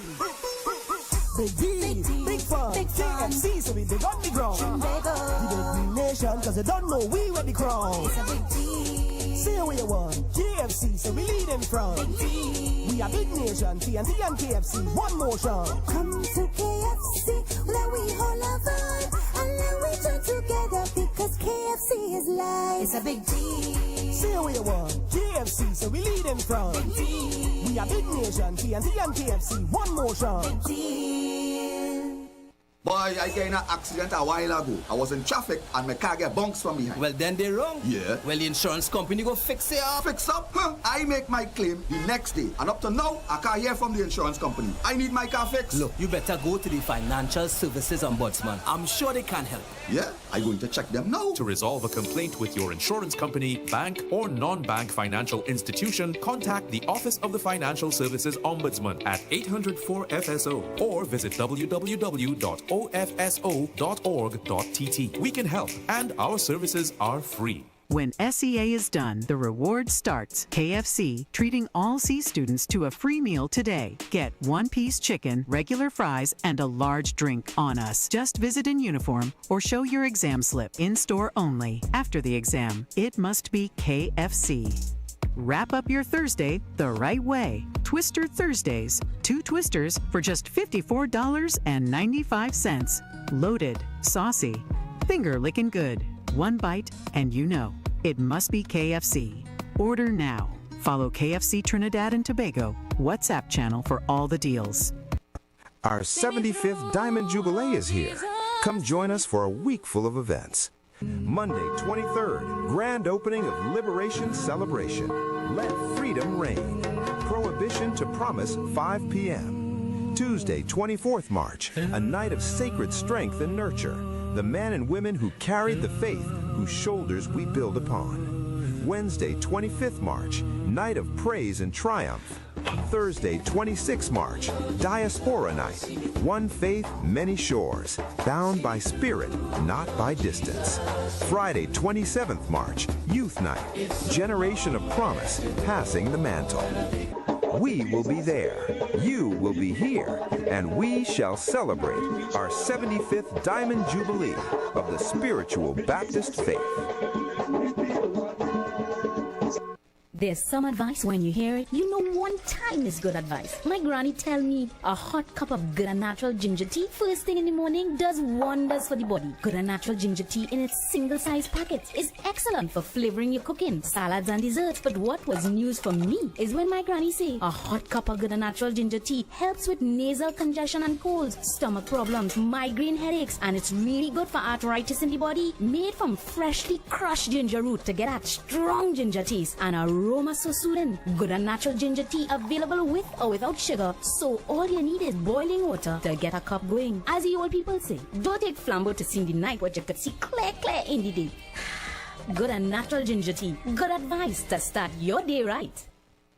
Get ready, this is big. Our first annual epic fundraiser cruise. Sail in the sunset aboard the stunning embassy yacht at King's Wharf, San Fernando. Easter Sunday, 5th April 2026. Boarding 2:30 p.m. sharp. Sunset vibes, sweet music, pure liming on the water. Tickets only $250. All funds for a great cause. Together we change lives. Quick route, no glass bottle, no big coolers. Casual dress, come as a comfy. Payments can be made by Monday, 30th of March 2026. Tickets still available. Call or WhatsApp 683-8569 or 716-4203 right now. Limited spots, don't sleep. Sail in the sunset, Easter Sunday, Embassy Yacht. Let's go.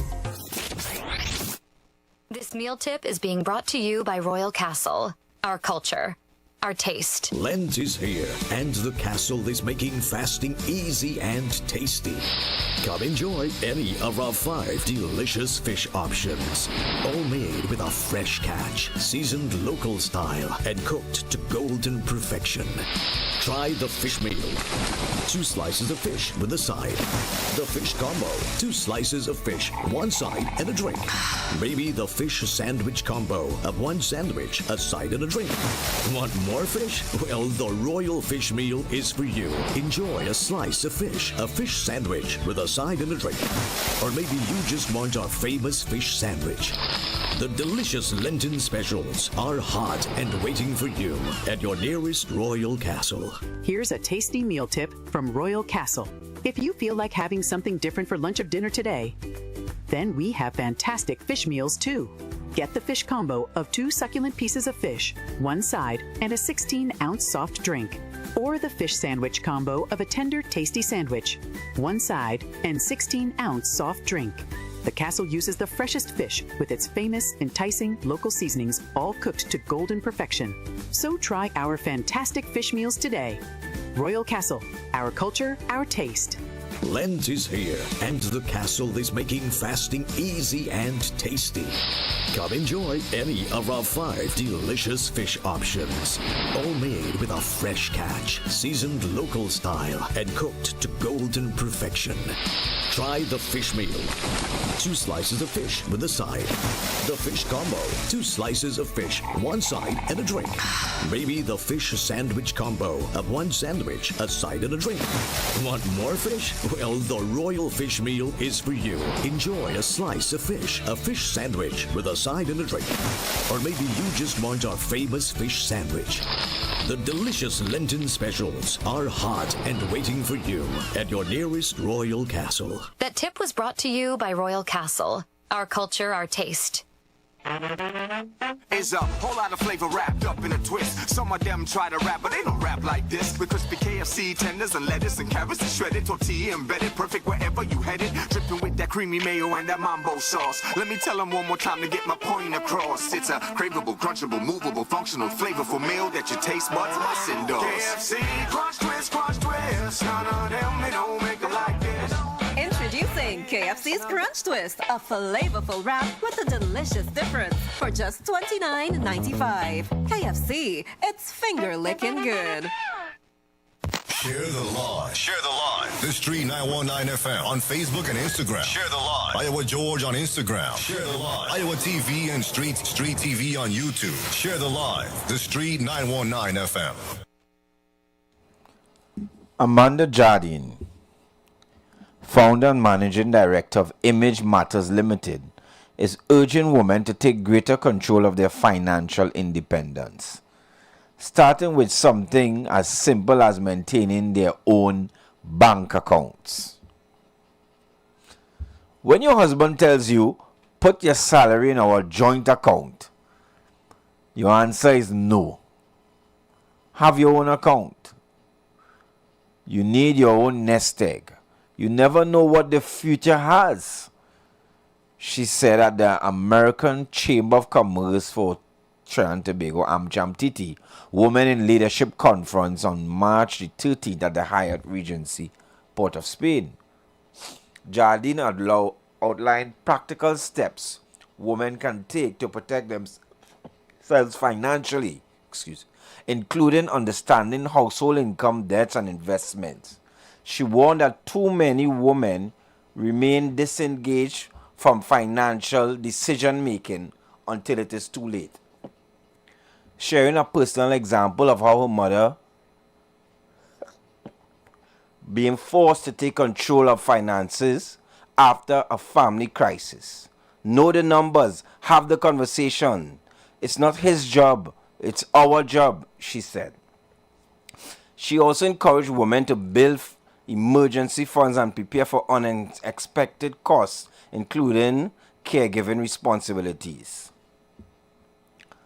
Market head for City Trinidad and the Bahamas, Anderson Basdio, reinforced the importance of shifting mindsets around money, particularly in women's careers. While independence is critical, he said women must also recognize and negotiate their value. Ask for the salary that reflects what you bring to the organization. Negotiate early. He encouraged professionals to seek support through family, community, and networks. There is a perception. He also urged women to move beyond saving and into investment, noting that the time has come for most of important factors in building wealth. There's the perception that women are savers and men are investors. That's something that should change, he said. The discussion explored the growing pressures of caregiving, particularly for women supporting elderly relatives. Basdio noted that demographic shifts, including smaller sized families, are reducing the pool of available caregivers and increasing the burden on individuals. For corporate leader Indu Sharma, personal upheaval became a catalyst for growth. She shared that her divorce at age 35 prompted her to reassess her career trajectory. That was an opportunity for me to take my career to a different level. Women have a tremendous ability to turn circumstances into growth, she said. Sharma also reflected on becoming a mother as her career accelerated, highlighting the tension many women face when balancing family and ambition. We have to look at our circumstances differently and not create internal barriers to where we want to be, she added. Attorney Natasha Ashby offered a personal perspective on balancing career and family, admitted that she initially struggled to accept support. I prided myself on being self-sufficient. I was the queen of no thanks, but I had to learn to ask for help, she said. Ashby credited her family, friends, and supportive managers for helping to navigate the demands of parenthood alongside a demanding career. There's no trophy for doing it all alone. Your child will always be your child. Seeking support doesn't change that, she said. The conversation turned into menopause with the director of natural beauty, etc., etc. Those things we will not dive into. But what I want to highlight is the beginning, a comment made at up early in the article by Amanda Jardine, founder and manager of director of Image Matters Limited, is urging women to take greater control of their financial independence, starting with something as simple as maintaining their own bank accounts. When your husband tells you, put your salary in your joint account, your answer is no. Have your own account. You need your own nest egg. You never know what the future has. She said, no, I don't want to infer too much on the comment. I want you to tell me what you understand by this whole concept of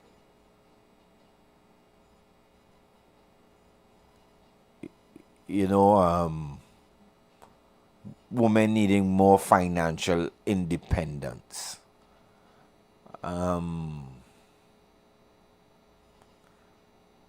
What do you make of that notion? Is a joint account a bad thing? Is she saying no to joint accounts, or is it joint account plus your own account?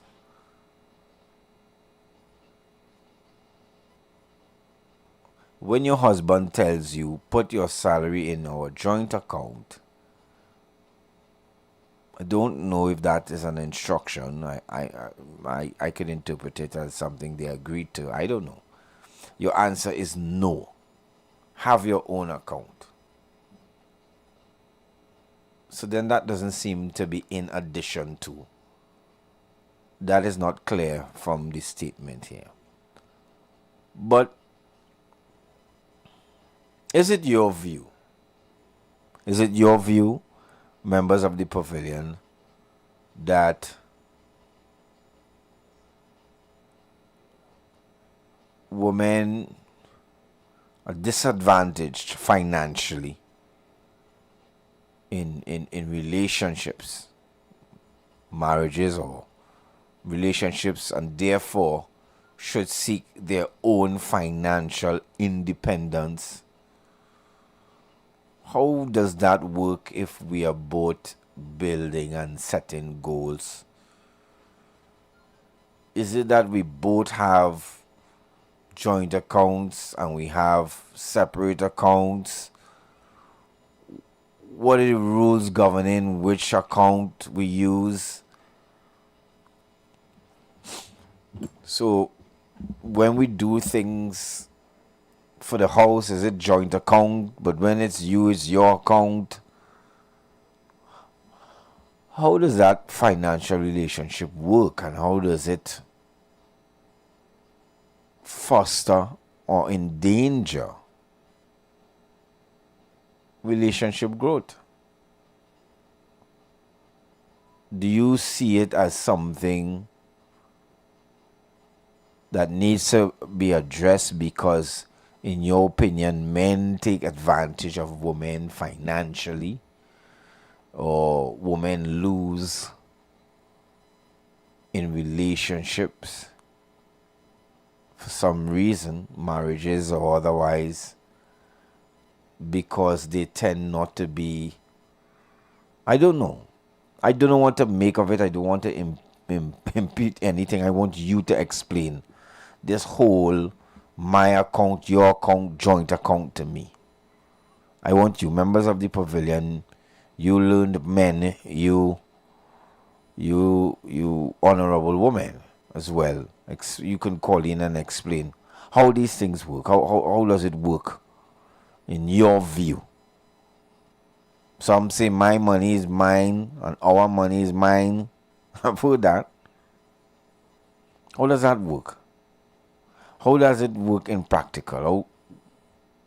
How do we allocate for, and whose money goes into? I'm a bit perplexed here and I need guidance from the pavilion. Most of you may have traversed those very, very intricate areas of money in relationships and marriages or serious relationships of one kind or another. How is it resolved? How are the decision making on expenses and investment, and who invests, and is it always a joint thing, or is it joint plus single thing? Is it that we have equal access, Good afternoon, caller.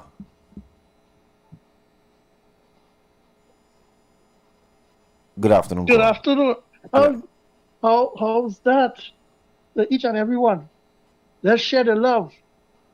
Umpire, I will ask the square leg. I buy a ticket for the bleachers. And the sun come out so hot that day Yeah. that I rethink that I buy this ticket for the bleachers. But now I want to go on the cover stand. But the security check-in ticket on the cover stand. So my game plan was to go to the washroom and see if I could tuck back and get a comfortable seat. But then again, the rules apply because when we insecure, when we take up a lady to make her a partner for life, and we insecure, they with this conversation eliminate Trump. Because if me and she is together, and she and me together, is a future we build. We will have children, hopefully. We want a house. We want a vehicle. And we would like to take a holiday. So that is from 25 to 50 years old, right? But most marriage don't think after 55 and beyond. Because according to the work we have, some may have a pension to carry you through, and some don't. So that is why it have financial institution invite us to invest in. And when a woman have the authority and the true economic power, is to have finances available to them at the disposal. So now, the other part, which I will ask the third umpire upstairs, is when a man bully the wife for her money to run the house, you see about the children, and pay the mortgage. And she had to upkeep herself and take an upkeep her vehicle. And when he marked no bus, a gambling house, you could see a loan was taken and he was gambling there. How's that? Thank you, caller. So that is what we doing, men. We gambling out the house money. And we taking advantage of ladies, your spouse or your partner, economically. Is that the story of men in general? I guess it's case by case scenario. You tell me, how does that my account, your account, we account work? Number to call is 3420081. 4665391, and therefore how are the resources allocated? Do we agree? Is the formula the same if the lady makes more money? Be careful now before you call. Is the formula one way when if the man is the higher income earner, and is it to front when the lady to contribute to this we account? And who governs this we account? So you govern your account and the we account. I don't know. You tell me, members of the pavilion. 634200814665391. How does this? Miss Jardine says, woman, tell your husband, no. You need your own account. You never know what the future has. That song like somebody preparing for rain. Somebody is preparing for rain. Maybe rightly so. That is not an unwise notion. But is it a notion or advice to one party? Give me a call, those of you who have read or ventured in that arena. Or you have your own thoughts. Like me, you may be not too versed, you're not too experienced. But you know what you believing. You know what applies in your scenario. And you would like to share and explain and edify us in organizing our lives. The circumstances might be different in a better way. Call me on 342-081-4665-391. It's my money, and our money, my money.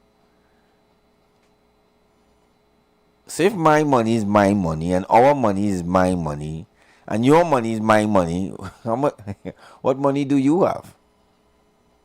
Call me. 342-081-4665-391. We're talking about these money matters in relationships, marriages, commitments, of between men and women. Is it that one gender is dominated by another? Most times with these types of relationships and transactions, women bullies financially. I saw in the article somebody talked about women being financially bullied and maybe not as financially astute as well.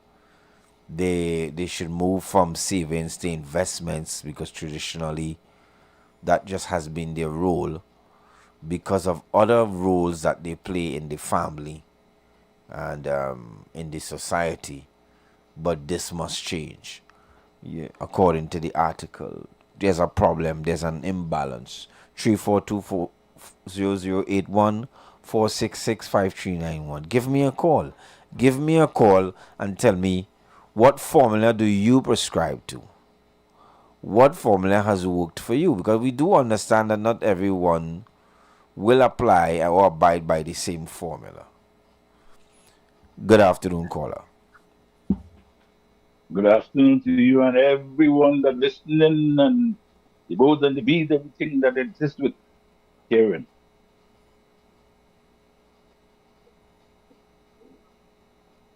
Go ahead, caller. Marriage, eh? Yeah. Well, I consider marriage like this. We ought to trust each other. Yes. And if I trust in 100+%. And I expect the same from you. You understand? Okay. So you know my account and your account and it's one account. I always say, if we are in a house, here sharing our lives together, whatever you see there, I work with something here. If you see money there open, you could take it. You don't have to ask for that. But I know it's both of us here. So if I see that, I know who take it. Unless it have children. You understand? So I looking for 100% trust. And I consider, although they say, and I know that man is supposed to be the head of the home. But you ought to watch my back, I have to watch yours. There is certain things that I say to me and I gone.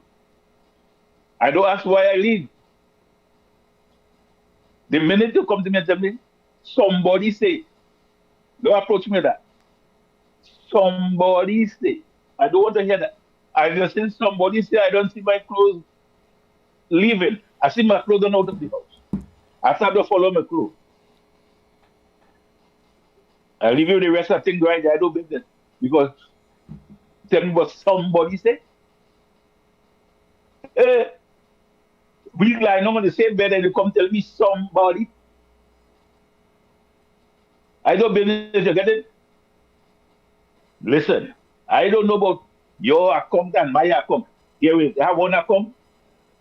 That's it. If you decide to rob and thief from me, what? You're thieving from yourself. Yeah? This is the reason why you don't have trust today, man. Nobody trusts no one. So I had to have, yeah, let somebody else talk. Okay.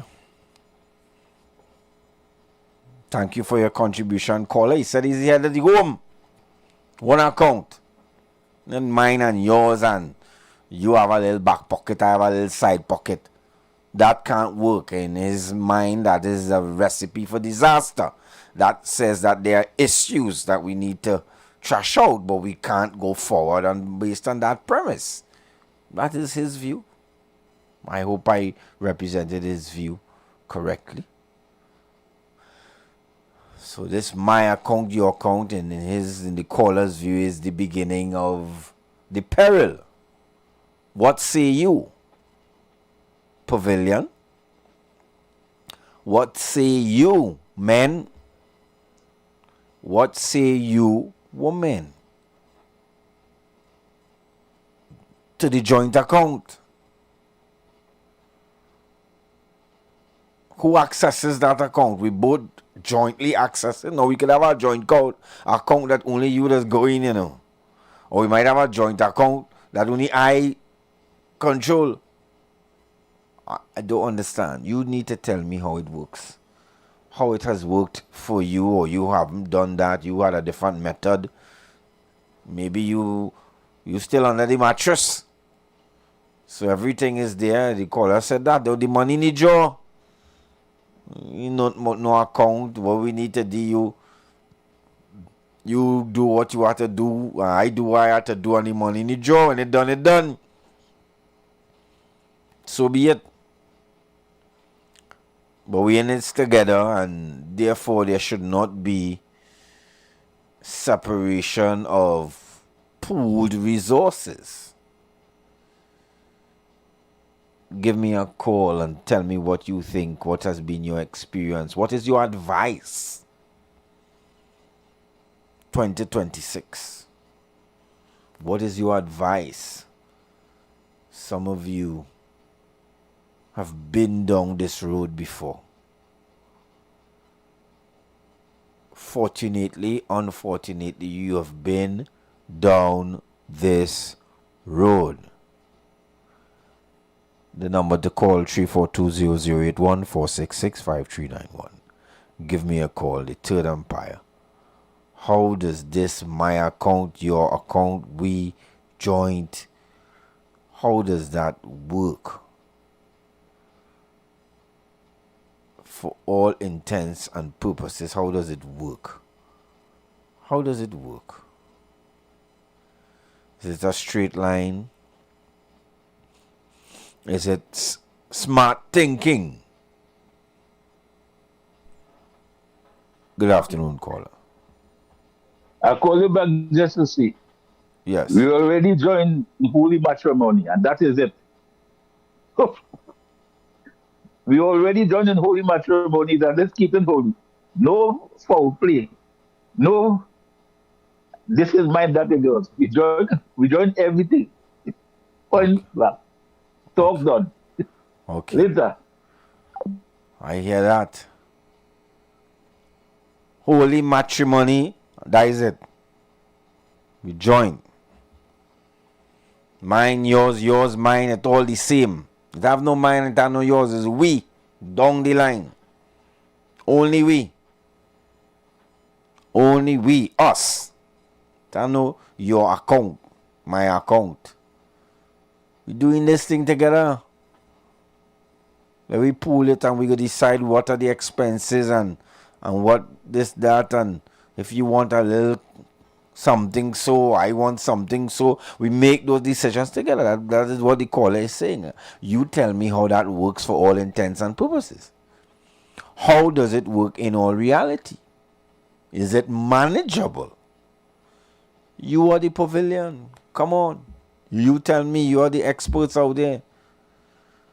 You men, you ladies, you have had real life experiences. Not theory.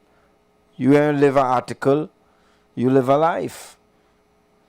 Or you may be in that position and you want to give advice, you want to share what formula works in your setting, in your little castle. What formula do you apply when it comes to these accounting issues? This my account, your account, we account, investment account, side account, hidden account. How does it work? What do you prescribe? What do you subscribe to? Are you into my money is mine and his money is mine, and or do you ascribe to I just give her all the money and she do what she has to do? I don't even look at her. You know, once the bills are paid, we trust and love and trust and trust and love. And love and trust and trust and love. And that is the end of it. I ain't not even studying that. I don't have that to study. Ask me something else. What say you? What has been your experience? What will be your recommendation? You are the experts. You are the social experts. Every scenario is different. Every household is run differently. How do you manage? Give me a call, 3420081 4665 You may be actually giving advice to somebody who is listening. Somebody who is is experiencing a lot of turbulence in this area. Because I could see this area being very, very divisive. Huh? The caller said holy matrimony, but he didn't say holy match your money. He didn't talk about that one. Holy match your money. Is it a fait accompli that we just together, your money is mine, my money is yours, we ain't worrying about how much and who give what? We just put it there. It ain't on my account. Your account is one account called the house account, and we pool into it. So don't hold back. I don't holding back because we love. And love conquers all. We love and love conquers all, and we married. We went in the church, we signed, and this and that makes everything okay. You are now the Minister of Finance by some virtue, and I am the PS, and we're going down the road. So we don't need no my account, your account, we account. We know this, we know how to do this thing, man. We know how to do this thing. But Amanda Jardine suggests that when your husband tell you put your salary in our joint account, your answer is no. Have your own account. She doesn't, Miss Jardine doesn't agree. She doesn't agree the least. Managing Director of Image Matters Limited is urging women to take greater control of their financial independence. That's a very loaded concept. Huh? Starting with something simple as maintaining their own bank account. Financial independence. You need independence. Greater control. Those are very strong words. Caller, good afternoon. How's that? How's that? Pleasant evening again. Yes. Upstairs, as long as the wife is honest in dispensing and applying to the heritage fund and savings, the heritage and saving fund, and don't withdraw without our discussion and approval. That is some of the rules. So in other words, when it's right to have your personal account, a small savings, and yes, your husband should know about it, because that means all the love together is going good. But however, if you know he going and buying doubles down the road, and he bringing home street bread, and he said, babes, my friend bring that from me yesterday, and I'll bring it home. There is for concern. So you ask, what kind of advice you may give someone outside there? Damn you do, damn you don't. But the most important thing, financial stability in one life is always good. But when the environment gets stormy and turbulent, there the problems start. And any man decide to bully a man to get that from them, that is what this make a man hide financial income and put it one side. So be open and make sure that your spouse is not a mouse and he responsible and going forward, because everybody needs a nest egg, just as he will need one too. Have a pleasant evening. Thank you, caller. As usual, putting your own spin, no pun intended, on things. But your point of view is well accepted. Call us on 342-008-1466-5391, you esteemed members of the pavilion. Share your knowledge, share your advice, share your warning. It might be a warning. Do not go in a particular direction concerning this my account, your account, we account, she account, he account, and the rules that govern this nest egg concept and this financial independence concept. Do you see it as a healthy thing? Do you see it healthy but treacherous? Because it can be both, the two can be true. Do you see it healthy and necessary? It's a necessity in your view. Or even if it's treacherous, it is a necessity in your view. You would admit that it's treacherous, it's complex. It becomes complicated. Money tends to complicate things. Money. How does that my account, your account, we account, joint account work? Especially considering the traditional role of the caregiver, considering certain realities of managing a home and a house. You men out there, you will know. You ladies out there, you will know too. But how do those things, how is that concept applied?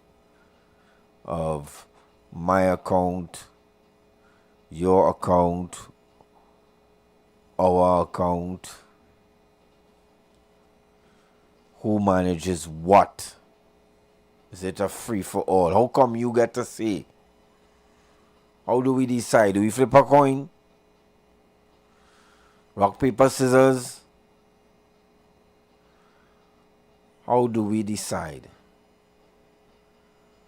When your husband tells you, put your salary in our joint account, your answer is no. According to Amanda Jardine, founder and manager director of Image Matters, who urges women to take greater control of their financial independence, starting with something as simple as maintaining their own bank accounts. Maintaining their own bank accounts.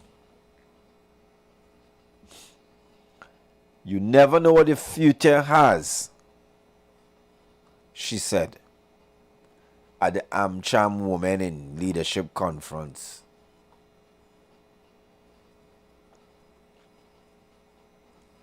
She outlined practical steps women can take to protect themselves financially, including understanding household income, debts, and investment, and ensuring access to key financial documents.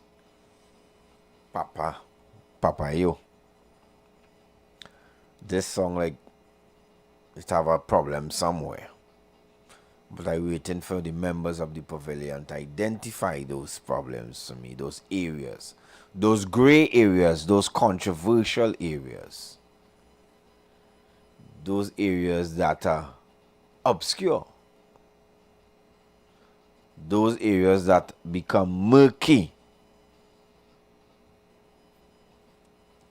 Call me on 342-0081-466-5391. You have a lot of experience, or you may just have no experience like me, but you have an opinion.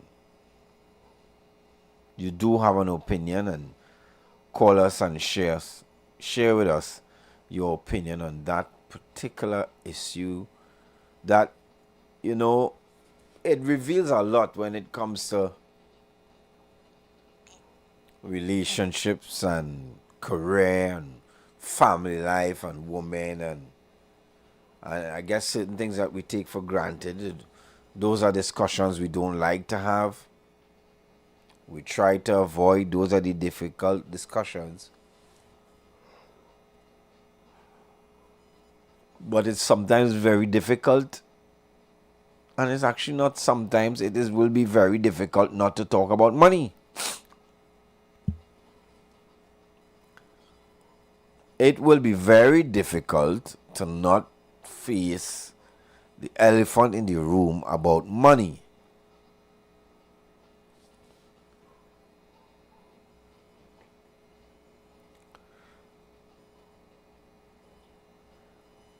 But you call me and tell me what you think. How do you see the matter? My account, your account, our account, he account, she account, we account. What do you practice? How do you apply it? What is the governing rule? Love? Trust? Independence? What is the governing, what is the ruling virtue here applied to this money equation?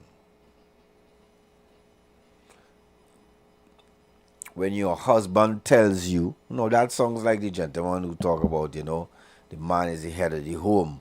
I surprised you get away with that kind of comment. I surprised me by this phone board and light up. Because that statement triggers many people. Even some men. When your husband tells you, it sounds like a command or instruction. Put your salary, well, it is an instruction, in our joint account. Your answer is no.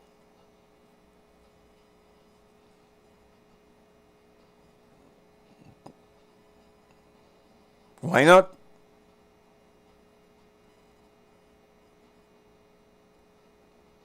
Why not? That would be my follow-up question.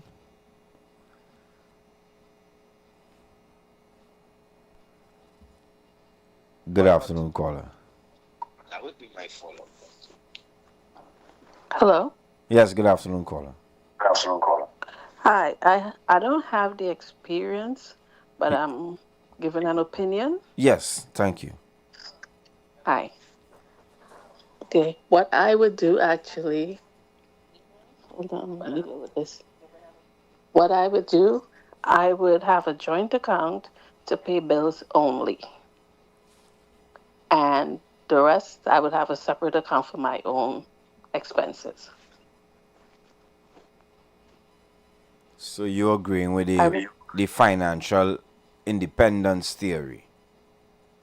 Yes, very much so. Do you see, are you doing this, do you see it as a matter of fear? Do you see it as a matter of trust? Or how do you see it? What is your reason for so doing? Well, it's a bit of both, because I'm very much independent, so I would not want to give up. To me, it's like giving up my independence in a way. So what about love? So, that's a part of it, but let's be realistic now. Oh, okay. You know? Yeah, things happen. So I believe in having my own just in case. So in our local words, you having your parachute. You looking to prepare your parachute. All right. Yes. you Yes. you going in with your parachute. Yes. Okay. In this day and age, you have to. Okay. Okay. Mm-hmm. So, okay. But yeah, I believe it should be, you put in for paying your bills and whatnot. But as a woman, you should always have a backup plan. Don't be solely independent on your husband or fiance or whatever it may be. So why not one account for both of y'all, and y'all just in the love vibes, you just have the money there and you take, he take, and you all talk about it because it's one go. What about him says that you have to have a parachute? What's going on?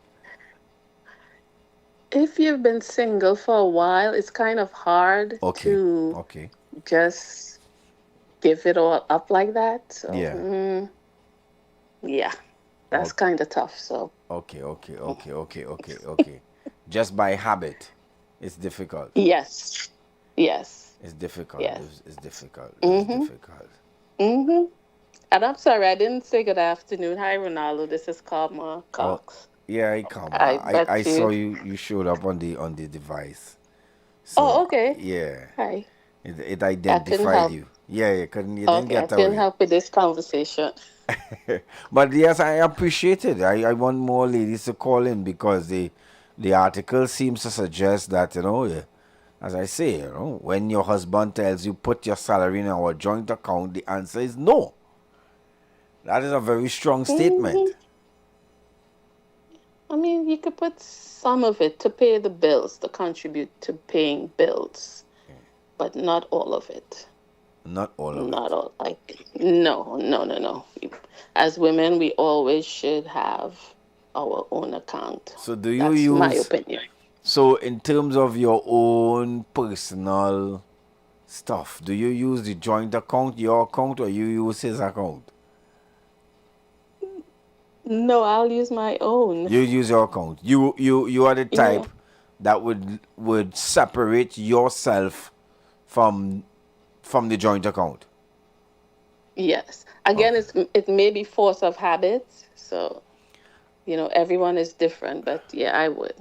Because I don't know if the nest egg theory suggests that you just have that there on the low, somewhere in the background. But really and truly, we're using his money and we money. But we ain't using my money, if you understand. Well, yeah, maybe.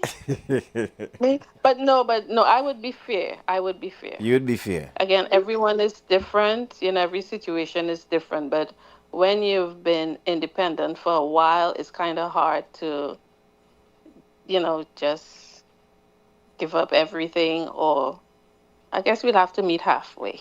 You have to meet halfway. Mm-hmm. Wow.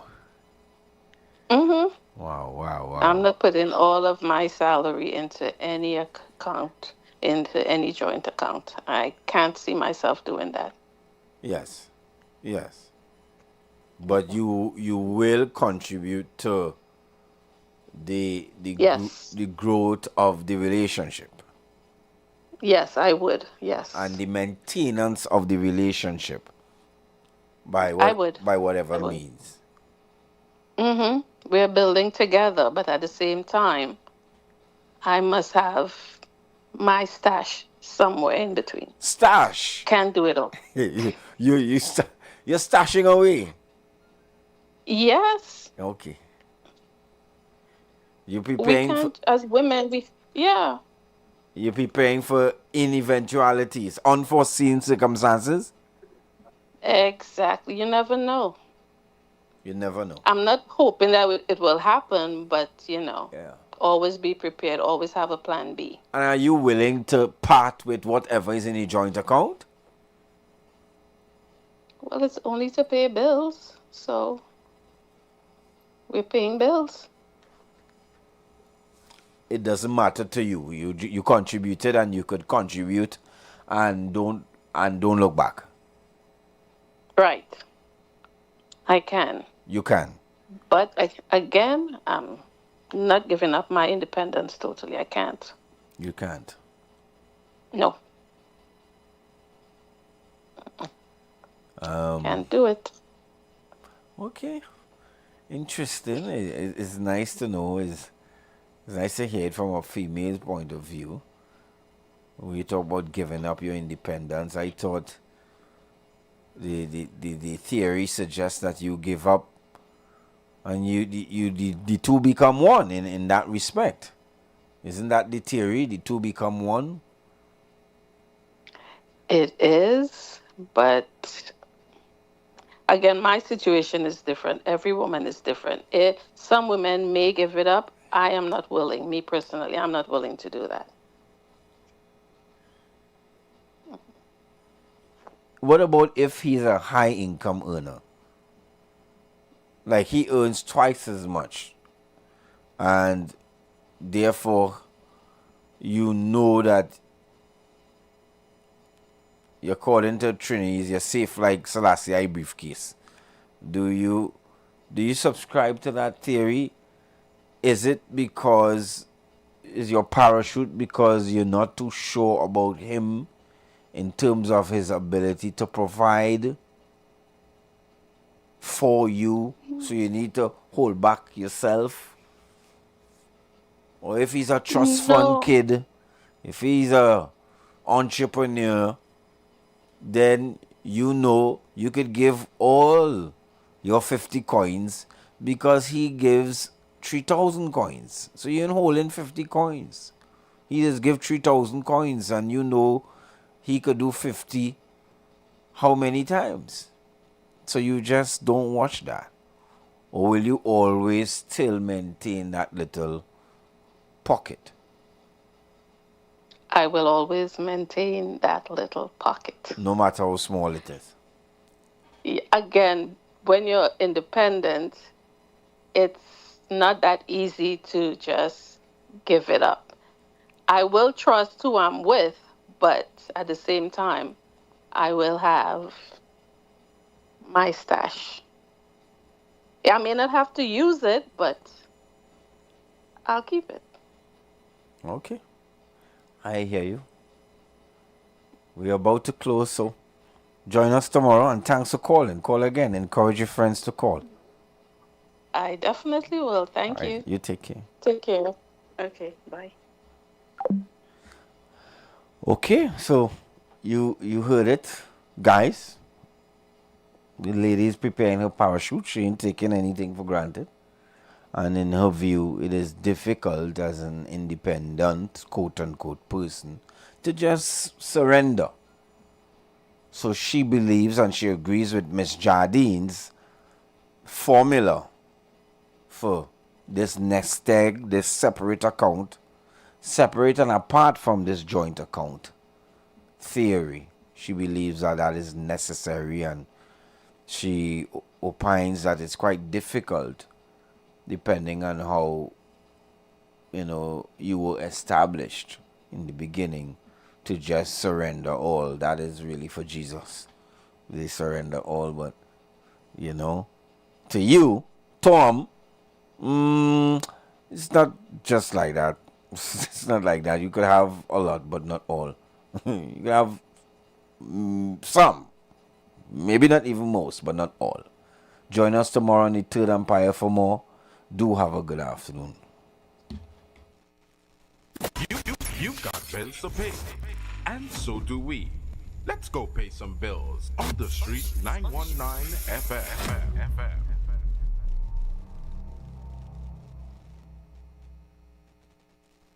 Nature's Touch Massage Therapy and Nutrition and Nature's Touch